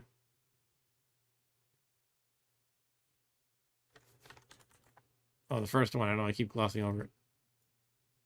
But you have to have 0 or positive luck. If you have negative luck, all you get is 1 luck. That's quite a waste of that outcome. Time to go to Vegas is yeah. I haven't even been thinking about what I want to wish for. They said in that wiki page you should think about what you want to wish for first, but figure it out, whatever. I'll just figure it out when I get there. Excuse me. Okay, shoot.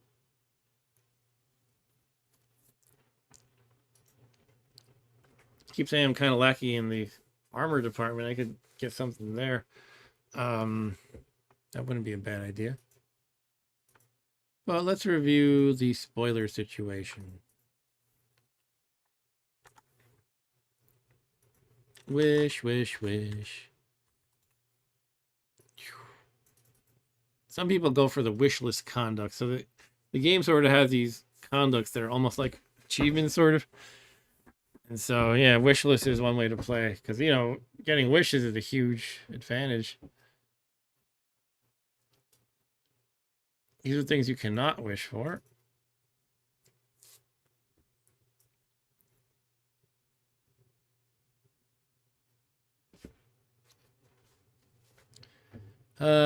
Looking for inspiration, not all the mechanics. Could get another magic marker. I already got 3.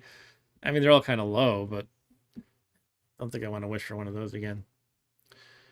All right, we got great. We already have Silver Dragon Scale Mail. We got a Cloak of Magic Resistance that we started with.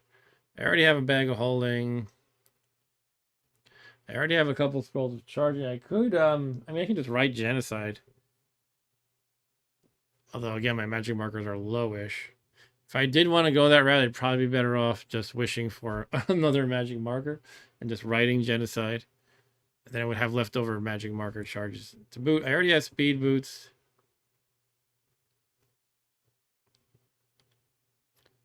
On to Polymorph. I have one of those. I just haven't been using it. I could totally pile if I feel like it. What about for chaotic characters? The Master Key of Thievery. That could be something I do. Kind of lean towards armor, but this might be good.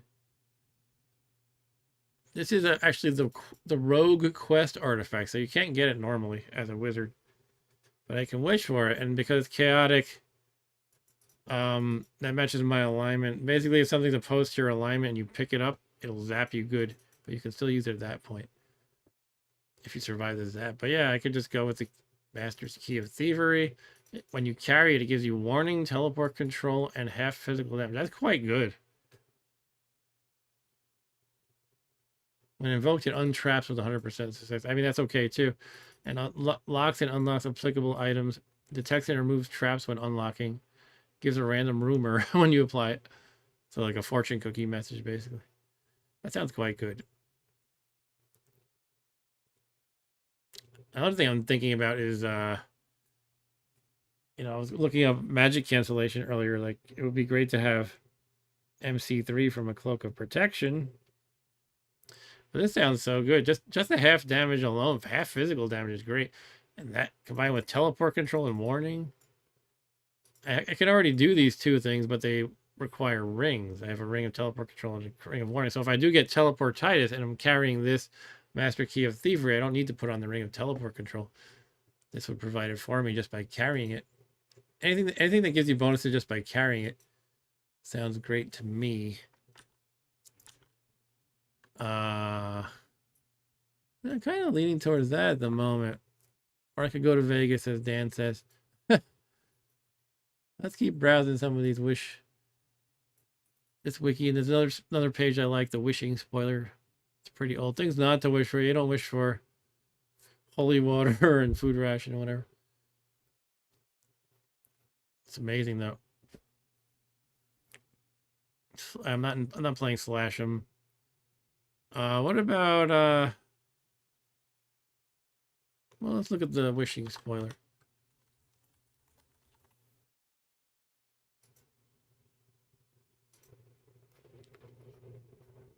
I already have these. I already have this. I don't need a second scale mail. I have a Cloak of Magic Resistance that I'm not actually wearing because I have another thing giving me magic resistance. I have Speed Boots. What about Gauntlets? Not of power, but of dexterity? That might be okay.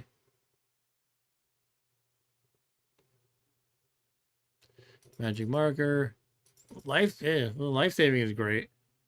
But there's one at Vlad's. So you always get one when you beat the section called, the area known as Vlad's Tower.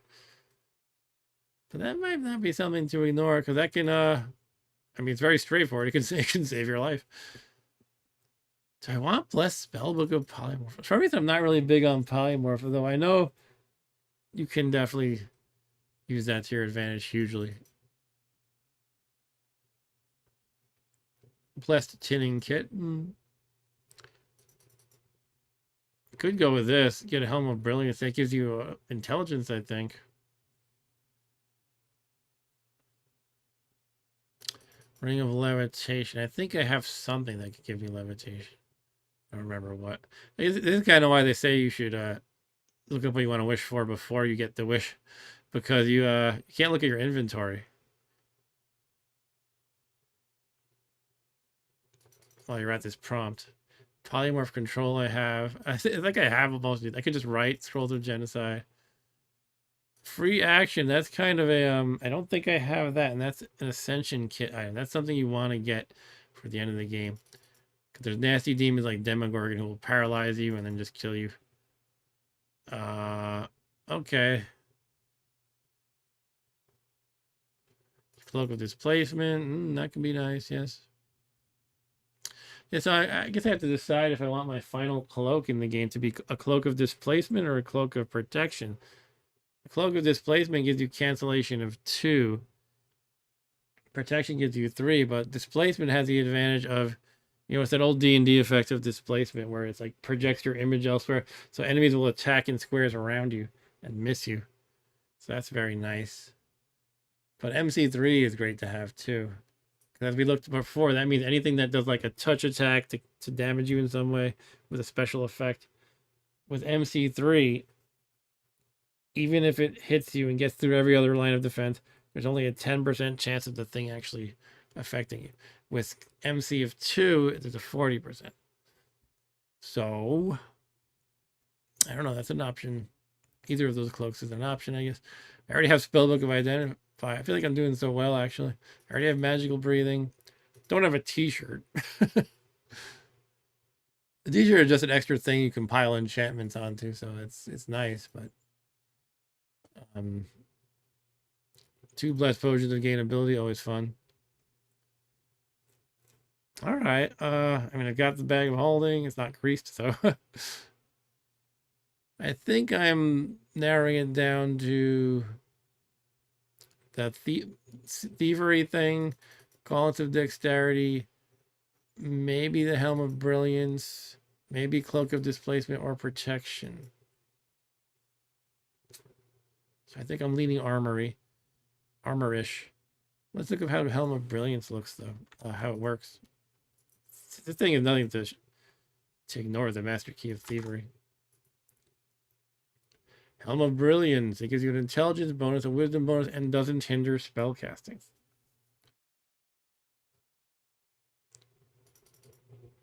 Gives you AC, modifies intelligence and wisdom by its enchantment.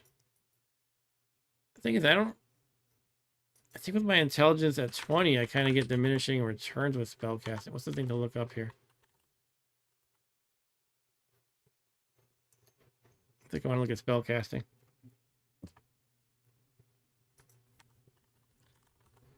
Though it's nice to have some armor that's metal. I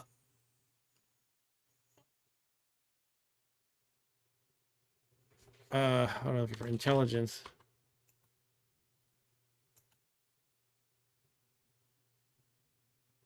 Okay, so it will help with some of these numbers, like your base chance of success for casting is 5.5 times your intelligence.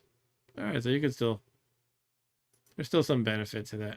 And look at this too, the damage. Oh yeah, forgot about this one. So damage for attack spells. I'm in this range. I get a +2 because I have 20 int. But if I got to 25, I get a +3.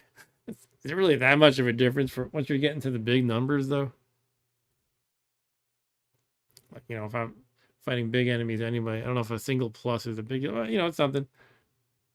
All right, well, but the success, extra success rate sounds great. And I'm a wizard. It definitely seems in theme with a wizard to get something like that. Dan says you're not guaranteed to get your wish, though, right? A probability. You basically get it. It's the things like if it's a stackable item, the quantity varies. It has a probability as well as the plus for enchantments. But otherwise, you basically get it. So in other words, if you look at, let's say I'm getting something with a plus. Yeah, here's how it works. So this is the enchantment level. If I ask for a +0 or a +1, I automatically get it. Success rate 1. So 100% basically. If I ask for 2, usually this is the safe bet people go with, then 80% of the time I get it. But if that fails, I don't not get the object. I just get a +0 instead. If you want to push your luck, you can go for +3, which is a 60% chance. +4 is 40% chance. Plus 5 is a 20%. Usually people say go for plus 2. And for stackable items, I think it's the same chart, but the quantity, it's not the same chart, but it's similar. So in other words, if you wanted to get, I don't know, scrolls of genocide, people usually advise go for 2, but you could go for like 3 or 4 or 5. So you could say 5 blessed scrolls of genocide, and, and if you're lucky, you'll get, 1 in 6. You have a 1 in 6 chance of getting all 5 of them. If you wish for more, you still only get 1 for unstackable items. But if you fail this die roll, then you only get 1 of the stackable thing. That's how it works. All right, so what to pick now? Yeah, so the Helm of Brilliance is tempting. I think I'm going to go with either the Helm of Brilliance or that key of whatever, the Master Key of Thievery. I mean, I'm pretty sure I'm never going to find the key. I just kind of winced because I touched my number pad and I think I almost hit a key, but I didn't. Like I reached down to hit my mouse and anyway, I think I'm all good. But if I had just hit enter, I think I might have been wasting my wish. Yeah, Helm of Brilliance or the key. Helm of Brilliance or the key. Yeah, I think I'm going to go with the key just because you can't just find that lying around.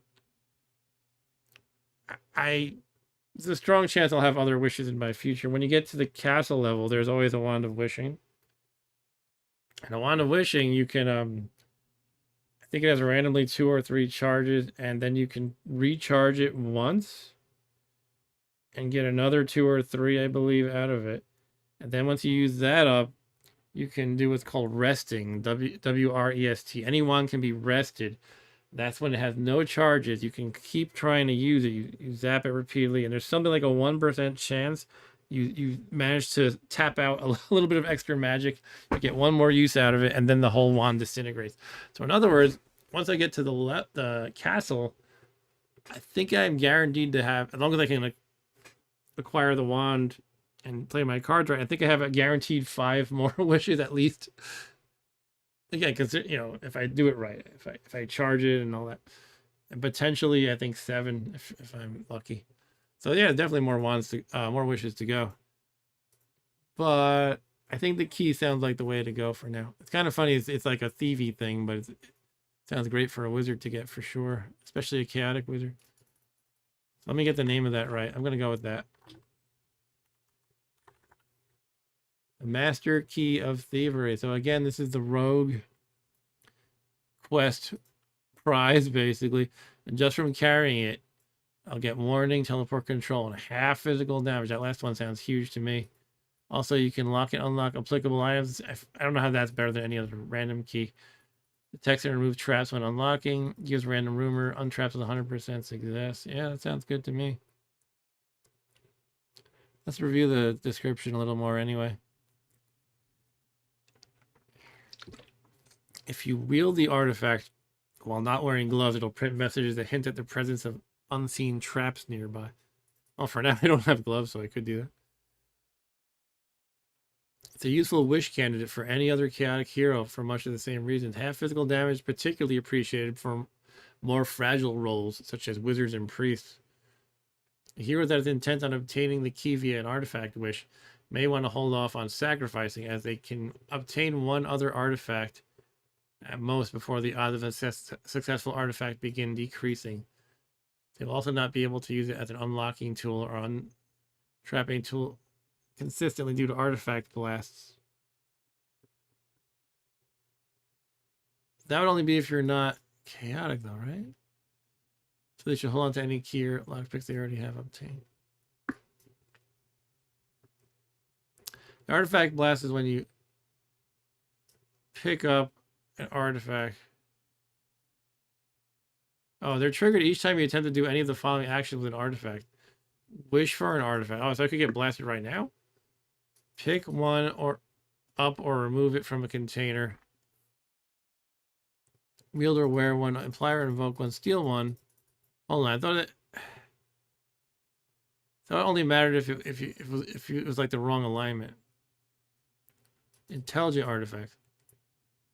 Intelligent artifacts will always blast you for 4d10 damage.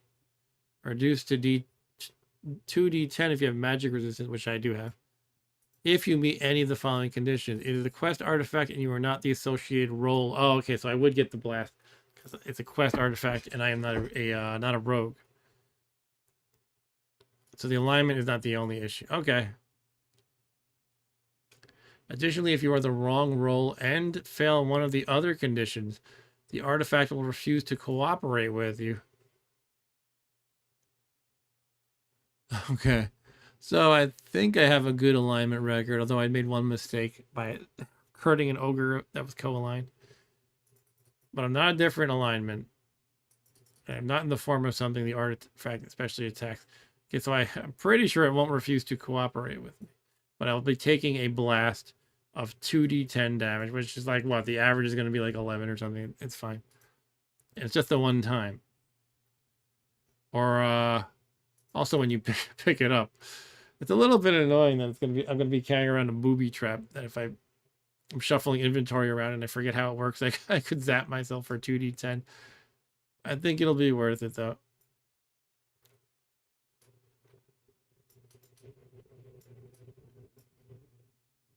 But it depends if it's intelligent or unintelligent. How do I know if it's intelligent or unintelligent? I guess it would say on the page for the key. It's intelligent. Okay, so it's going to zap me. I think it'll be worth it. All right, I'm going to go with the Master Key of Thievery. Now that I spent like 15 minutes on that. Dan says you read that just in time. I did, but it doesn't change my decision ultimately. Basically, all it is I will be taking some damage right now, and no, I don't get blasted every time I use it. It's every time you wish for it, you pick it up or remove it from a container, you wield or wear it, you apply, I guess use it is one of the things, apply it, steal it, or polymorph with the artifact equipped. The thing is, the key is so good, though, because I can just carry it and not use it, not actively apply it, and it gives me warning, teleport control, and half physical damage. But that's a good point, though. If I ever wanted to use, like, untrap, which I don't usually use much, it would zap me. I think it's worth. These are like to me. These things down here are all secondary, and I don't care about them much. The good stuff is this: warning, teleport control, and half physical damage. But it is, it is something you have to be cognizant of and not screw around with. Let me just consider one more minute. I still think I'm gonna do it. Helm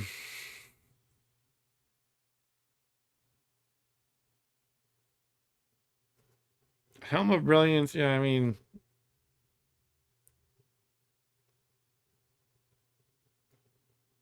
I guess it's more like what would I rather have first. Honestly, just half damage, physical damage alone is huge, and with the teleport control and warning, that's just fantastic. I just gotta get some teleportitis. Yeah, I'm gonna go for it. I'm gonna go for it.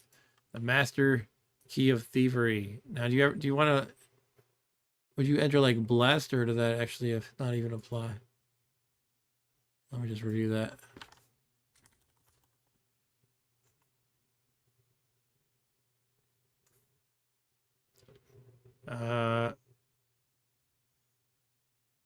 I guess I could ask for a bless. I don't even know if that matters much, though.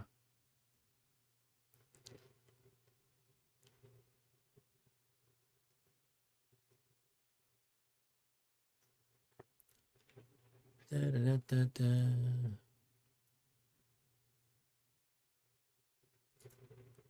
There's a whole section here about artifact wishing. Oh. Well, this is good to know. If you wish for an artifact, your chance of receiving it... This might change my wish right here. Your chance of receiving it depends on the number of artifacts, but not unique items that have already been generated. Ooh.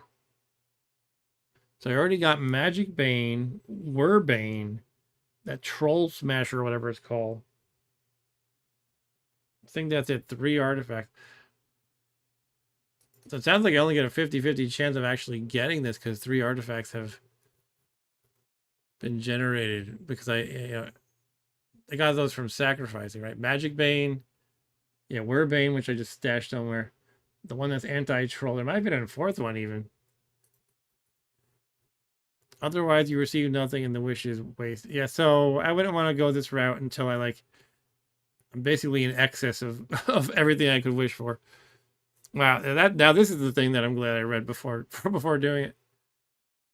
What do they mean by not unique items though? Okay, they mean not these things you need to win the game, basically. Different from artifacts. Yeah, so I think I would fall here. 50-50. That's not good. All right, so now I'm changing my mind officially. And I'll wish for that once I get that wand of wishing. I'll basically be swimming in wishes at that point. Okay, so we have a change of plans. I guess I'll go with the Helm of Brilliance. Gauntlets of Dexterity would be great.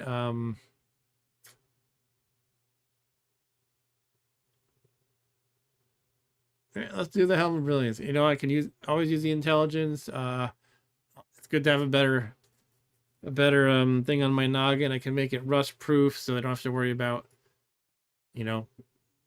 anything that can corrode or rust. This is the way to do it. Blessed, greased, rust proof. Greased is especially good for mind flayers, although I genocided them already. They can't get a grip on your helmet when they're trying to eat your brain, so it slips off. But the grease comes for free basically, and there are probably other things that can grab you that I'm not thinking of. I genocided the sea creatures that can grab you already. So the grease is kind of free, so you might as well do it. All right, I'm gonna go with that. Wow, I'm glad I read that last thing. I was almost gonna do it. The coin flip is a bit risky, but here we go. Blessed, greased, rust proof, +2 Helm of Brilliance. Let's review for typos. Blessed, greased, rust proof, +2 Helm of Brilliance. Looks perfect. The +2 may or may not happen, but let's see. Boom. A greased visored helmet. The throne vanishes in a puff of logic. I only got 1 use out of the throne, but that was all I needed. That's amazing.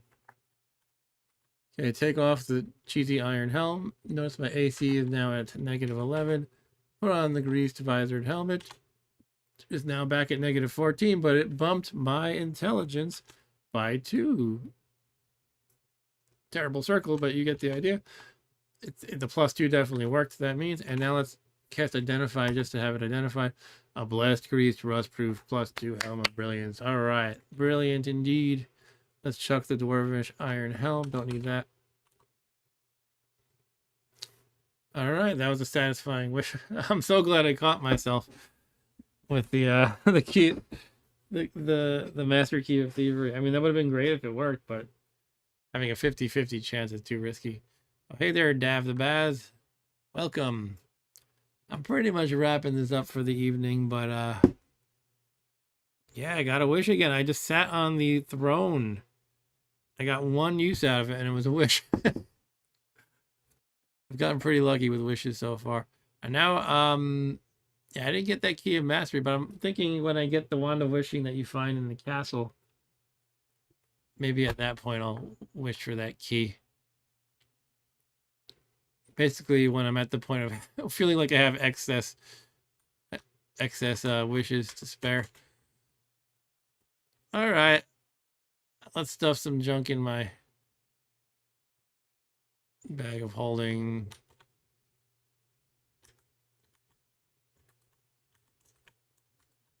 I feel like sustainability is just junk. I'm just gonna, maybe I'll just drop that. It's not really gonna do much when I have a unicorn horn.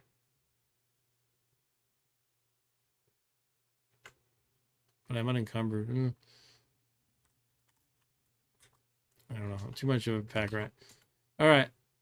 So now we can head down the stairs. Where are we at with the experience levels? One of the things I'm trying to do, Dav, is a level up in order to enter the quest. I am at level 13 and I need to get to 15. And I believe 80,000 is the next level.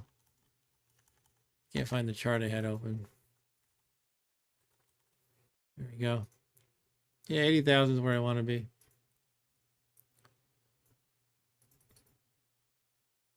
And then I need to get another level on top of that. Okay, let's head down. Explore a little more before wrapping up the stream. Hello, Verdant Sun 42. Welcome. Verdant Sun says, newbie here. Are you newbie to the channel or newbie to Nethack or both? In either case, welcome. Glad to have you. Roll a scare monster again.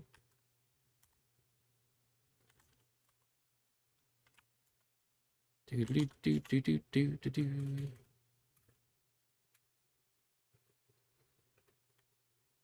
am in the dark. I wish lamps weren't so heavy. Older ant.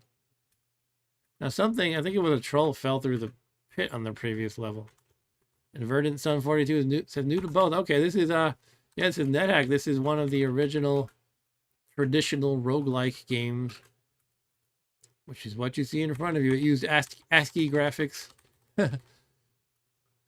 It's so deep though. It's such a fun and interesting game, and very challenging too. Here's that troll. I will smack him.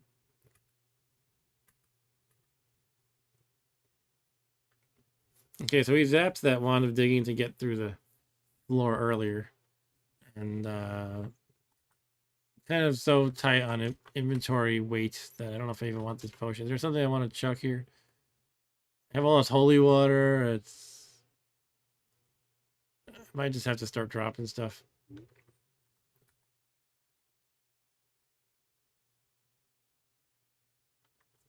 Yeah. Alright, I don't know. I'll leave the potion of restorability. The wand of digging could be useful.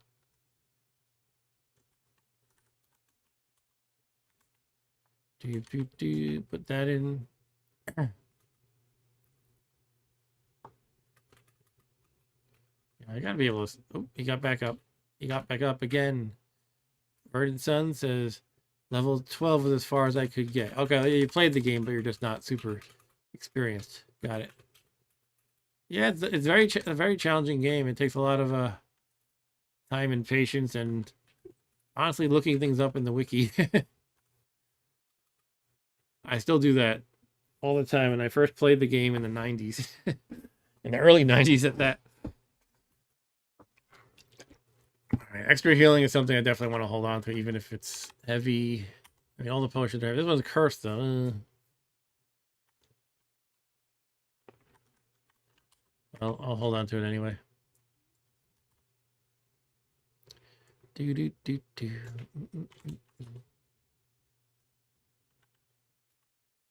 All right. I don't know. Is it worth having cursed potions of extra healing? I think they still heal you, but they heal you for less.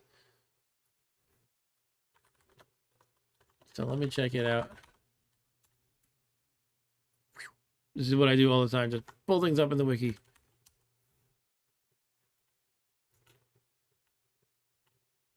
Curse still heals 48 hit points. It's not too bad.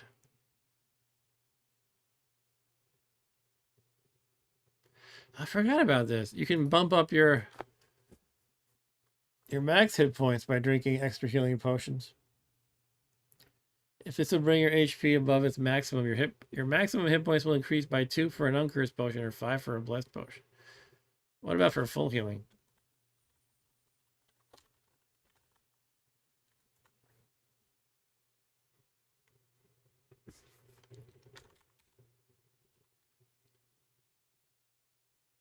For full healing, it's 4 and 8 respectively. Okay.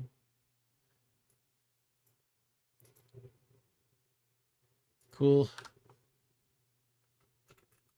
And burden though, I was gonna drop something, wasn't I? Or let's take out I don't know, Amulet of ESP is not gonna really help me. Okay, now I'm unencumbered.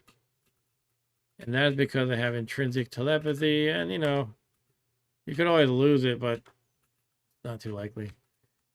Not sure how you can lose any intrinsic except from gremlins. And the gremlins always spawn as friendly to me because I'm chaotic and Umber Hulk. All right, that's new to me for this game. But I got confused by his gaze. I can just apply a unicorn horn and get out of it. It didn't work that time. Now it worked. Let's shoot it with a magic missile. Pew. It hits it. Okay. Let's do it again. Kill it. All right. Do I want to eat an Umber Hulk?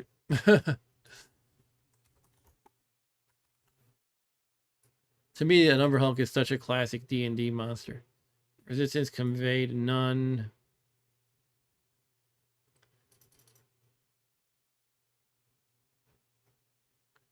They gain nutrition from tunneling. They eat through the rock. They're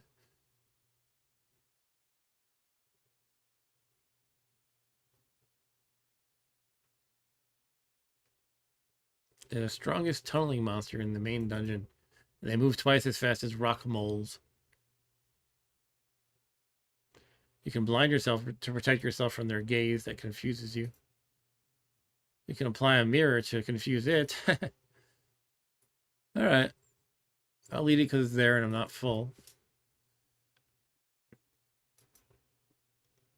It's unique to its own class. Yeah, that's true, Verdant. It's rotten. It's called pretty monster. Nah. Drop it. I gotta get into the habit of dropping stuff that doesn't sound useful. Remove curse does sound useful sometimes. Let's ID that. I don't have the power to ID. I'm kind of low on power lately.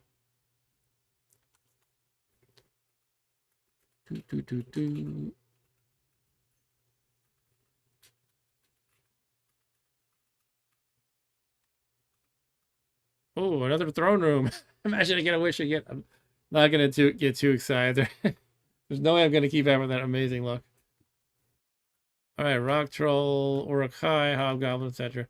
Yeah, a lot of these guys, it's very common for like one or two guys in a room like this to have a potion of gain level. I wish I could just more reliably get it before they drink it. But being stealthy with my elven cloak helps me to just pick them off one by one pretty good.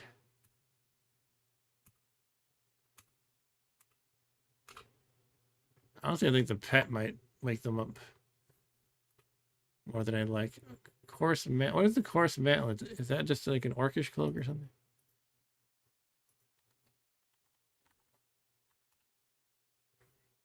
Oh, it could be anything. It could be something good. Urukai have a 1/3 chance of generating with orcish cloak. Oh, is it just an orcish cloak? Oh, yeah. Sorry. A coarse mantle is an orcish cloak. All right. Yeah, sure. It's not. It can't be anything special. All right. What have we here? Some kind of giant, stone giant, rock troll, etc. All right.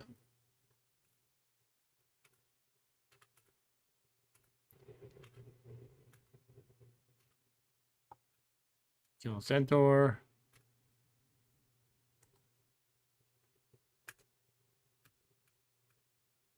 Got a lockpick. It's fleeing. It's fleeing. Some money.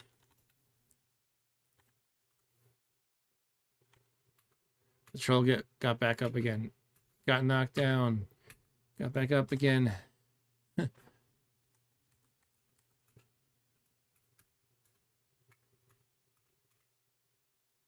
Some daggers. I could add those to my stack. I got enough problems with weight. Got a weight problem. But yeah, I do want to enchant the stack sometime. I'm just not getting a lot of enchants. I guess I could just write them. I don't know.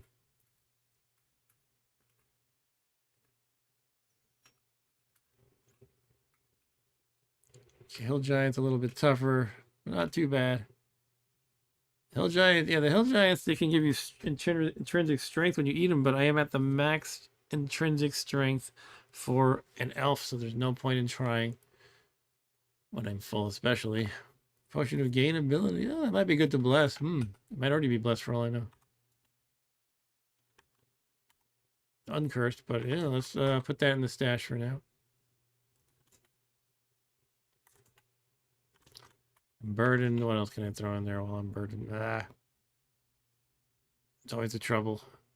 I'm not really using the leash much. Maybe I want to drop that.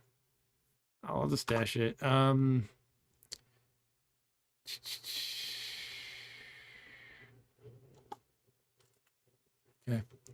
Oh, there's a dragon next to me, isn't there? A silver dragon. They have reflection like I do.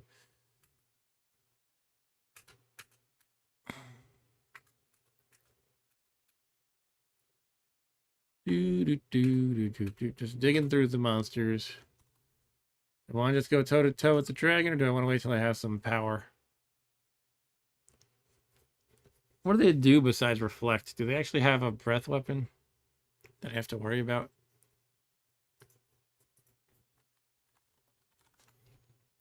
They have cold. Okay.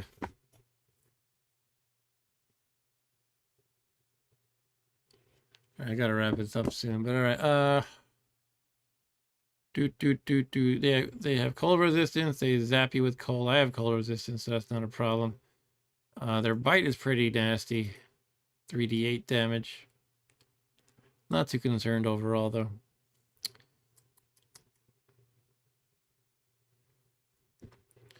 I can't really zap it with ray-based spells and wands, so my magic missile will not be effective. However, I think Force Bolt counts as a beam, not a ray. So I could do Force Bolt if I needed to. It's a beam. I think I'm just going to smack the heck out of it, honestly. I guess I'll save it for last, though.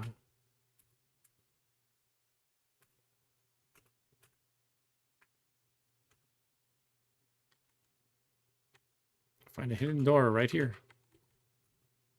Shoot. That's one of those things that teleport you to the vault. But I have resistance to the teleportation because of my magic resistance, I guess.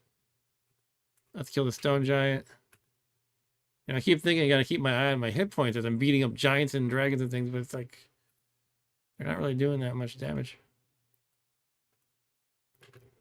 Sometimes they do a bit, but I heal up pretty fast. The trolls might regenerate. Orc shaman made my brain on fire. What does that even mean? Is it just damage? Your brain is on fire. It's a Cybolt. Yeah, it just does some damage.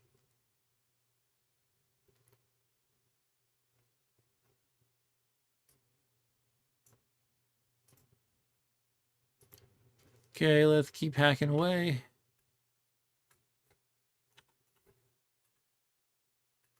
The Mordor orcs. Gnome Lord. A tiger eye ring is new. Eye of the tiger. It's invisibility.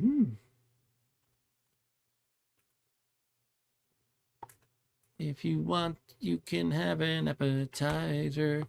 What do you got to say, Dan? Remember your last run when you had 2 pet dragons and you were trying to kill them? You had to harvest their scales for armor. I do remember that. I was yeah, my strategy was to try the cursed scroll of genocide approach to make my own dragon scales. I think my plan was yeah, basically to do that. And I think the appeal of that approach was I could get 2 such cursed scrolls and I could use another one for something else. So the idea was I would just kill the dragons, get their scales, and make my own armor that way. That was something I read in the wiki as an alternative to just wishing for the gray dragon scale or silver or whatever. And so I did that, but I think I felt overwhelmed by the dragons, so I tamed them with a scroll of taming, and then I just wound up having these pets around me for a while. And yeah, I just kept hoping they were gonna die. And Dab said I read a Reddit post about a similar dragon scale farming using pets. Oh, cool. I guess maybe they were laying eggs and letting them grow up, and then you kill them or something like that. Yeah, I could see that being a valid strategy. Oh, look at this, a bunch of interesting gems. Well, I mean, not that interesting, but I just haven't found a place to sell these at the entire game. I found one place, but I sold so much they had the shopkeeper had no more money. But other than that, I think it's still true that I haven't found a single store outside of Minetown. That's just uncanny. Oh, here there was a delicatessen on level 15. It was like the tiniest store that sold a few kinds of food. And that's it.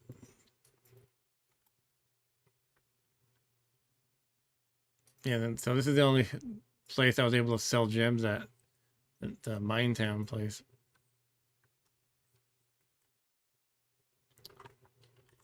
Once again, I need to ditch some crap. Blah, blah, blah. This is my means of levitation right now. I mean, I can get it uncursed. Probably more effective to have a ring. I guess it depends how you want to play it. I could probably use, like, burn through some of my scrolls, maybe. I could probably make use of enchant armor. What is the plain spellbook? There's a spellbook I don't know what it is. Did I just forget, or what's the deal with that? Let me take that out and identify it. I can't believe I have that.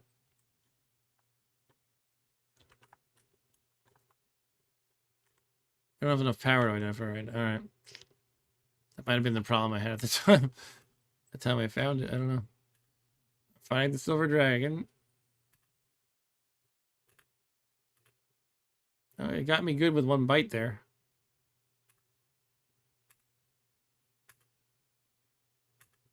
All right, that wasn't too hard. Jeez, yeah, I mean, I could actually, technically I could have a backup silver dragon scales, but I'm just gonna leave it. And if I didn't wish for it, I could get it this way. Storing Gehenna are the best, says Def. Are they? I don't know how they differ. Would they have like more advanced stuff or something?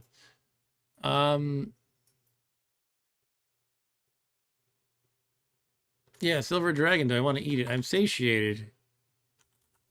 Or is it worth the risk somehow?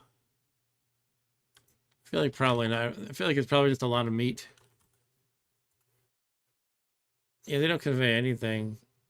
They're 1,500 nutritional value. I have no way I can eat that when I'm already satiated. Yeah, that wasn't really that hard. I mean, it took a lot of hits from me, for sure. But it only wound up doing like 12 damage, combined with my natural healing, I guess. You know, because I might have taken more cumulatively, but I was healing up as I go.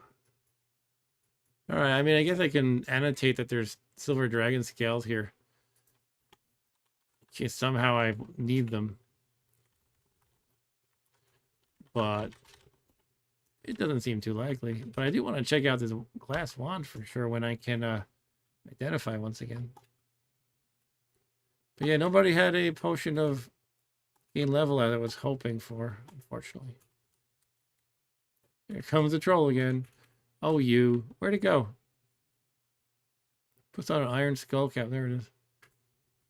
I'm in the dark, so that's why I couldn't see it. Wow, it's actually hitting me hard with this curved sword. I should not be burdened, really. All right. Do I want to zap it with I'm low on power once again?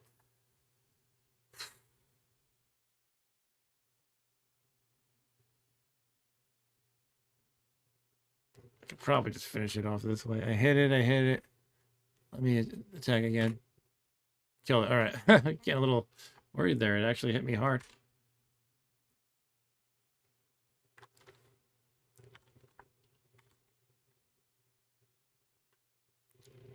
That said, I don't think they're restoring Gehenna, so if you're this deep, you probably won't find a lot more. Oh. In Orcus Town, there is 2 stores, though. Okay. Well, I'm just having some bad store luck, I guess. And the troll is back already. All right. I'm going to dump a tripe ration. Got a list. Stingy, let's dump, I don't know. How many tripe rations do I need? I'll drop yet another one. Having 2 is fine. What else can I dump?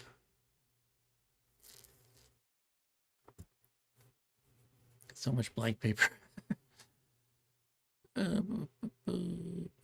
5 curse scrolls of blank paper. I don't know what I'm going to do with those.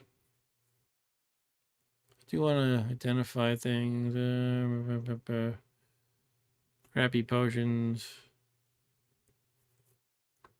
I can drop a couple of redundant rings. I don't think I want 2 rings of increased accuracy. Drop an extra cold wand or something. I don't know. Extra wand of digging, maybe. An extra slow monster, which I barely use. An extra wand of striking.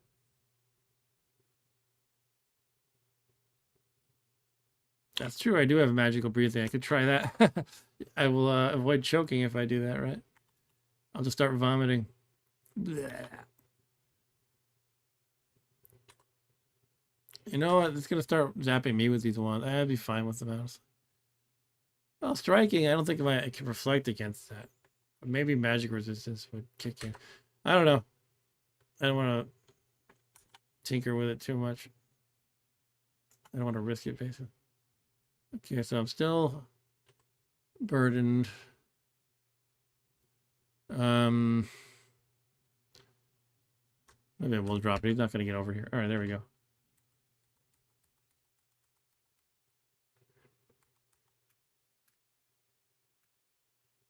I kind of like being able to kill it repeatedly because I'm kind of really trying to get some XP. I'm sort of grinding for it. So it's kind of nice that I keep killing the troll repeatedly. The one counting money. Come on, get up and fight, you troll. There it is.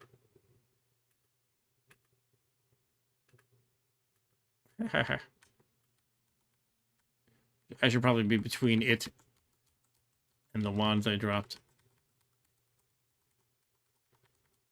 Here comes a Yeti or something. I think it might be done. Sometimes I just don't get back up again.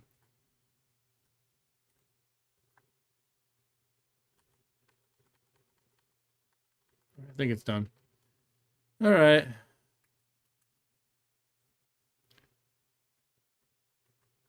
I get knocked down. I get up again. Let's identify something. Make invisible.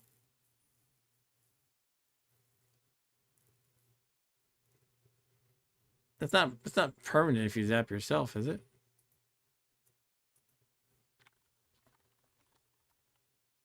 I do have an invisibility ring. Ba, ba, ba, ba.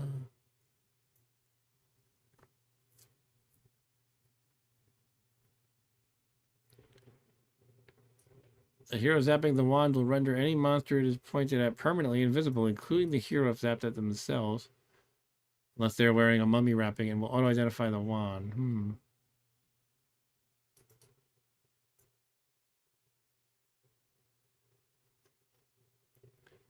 If you do not yet have a method to enter shops, for example, mummy wrapping, you might want to keep this one on hand in case you get a fresh stalker corpse. Oh, that's right, you can get see invisible perfectly.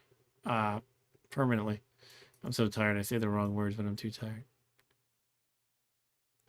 With a stalker, the way it works, if you eat one, you're temporarily invisible. If you eat one while invisible, you get permanent see invisible. So one way to get it is if you have, 2 or more stalkers, you just kill them and eat them in succession. But you could zap yourself with make invisible and then eat one. But yeah, the problem is you're not allowed in the store unless you have a way to disable it, which is mummy wrapping mostly.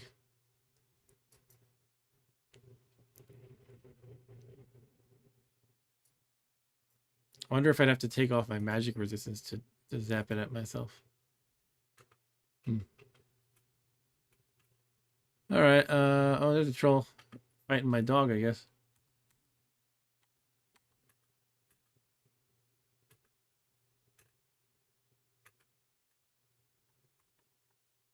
Yeah, all that crap again. Can you identify what's on the floor? I don't think you can. Just wanted to identify Orcish Cloak formally, just to say I've got it. Oh, looks like Leoncito's eating the rock troll. Okay. All right, come here, Mr. Leoncito. Let's use the magic whistle. Whistle, yeah, not missile. All right, do we want to wrap it up here? What about level 20? Jeez. When does Gehenna start? Like 25? No, it's like after Fort Ludios and Castle, right? Situated beneath the castle, consisting of 20 to 24 total levels. So basically it starts at 26 to 30. Oh, okay. We're not super far off. Not ready for that. I definitely got to go up and back up and do the quest. Was there anything else I wanted to identify? I had some stuff I wanted to identify. I don't have the power again, though. But I had the spell book. Actually, I want to be sure. Let's rest a while right here. Stay a while and listen. Okay, now let's take it out and read it. I mean, identify it. Jeez. Oh, it's blank paper. Oh. I could write a spell.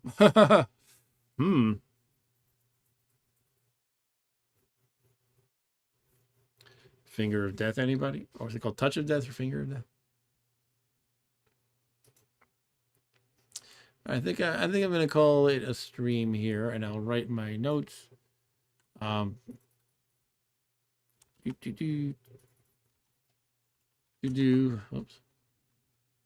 Let's see, to do after November 13th. That's today. Maybe rest up power. And continue grinding level 15, then hit the quest. Also, write in the blank spellbook, perhaps. And step 3, win the game. All right, yeah, I'm gonna call it there. Get myself to bed. All right, thanks everyone. It's been fun. I'll resume again with part 8 of this wizard run with Ooga the Magician. And hopefully we'll get to the quest next time. And yeah, thanks for hanging out, Dav the Baz, and Verdant's Son 42, and Dan the Man. And earlier we had Ryan. Earlier we had Eric. Don't know if Eric's still there. Thank you, everyone. It's been fun playing and fun chatting with you all. So see you next time. Take care.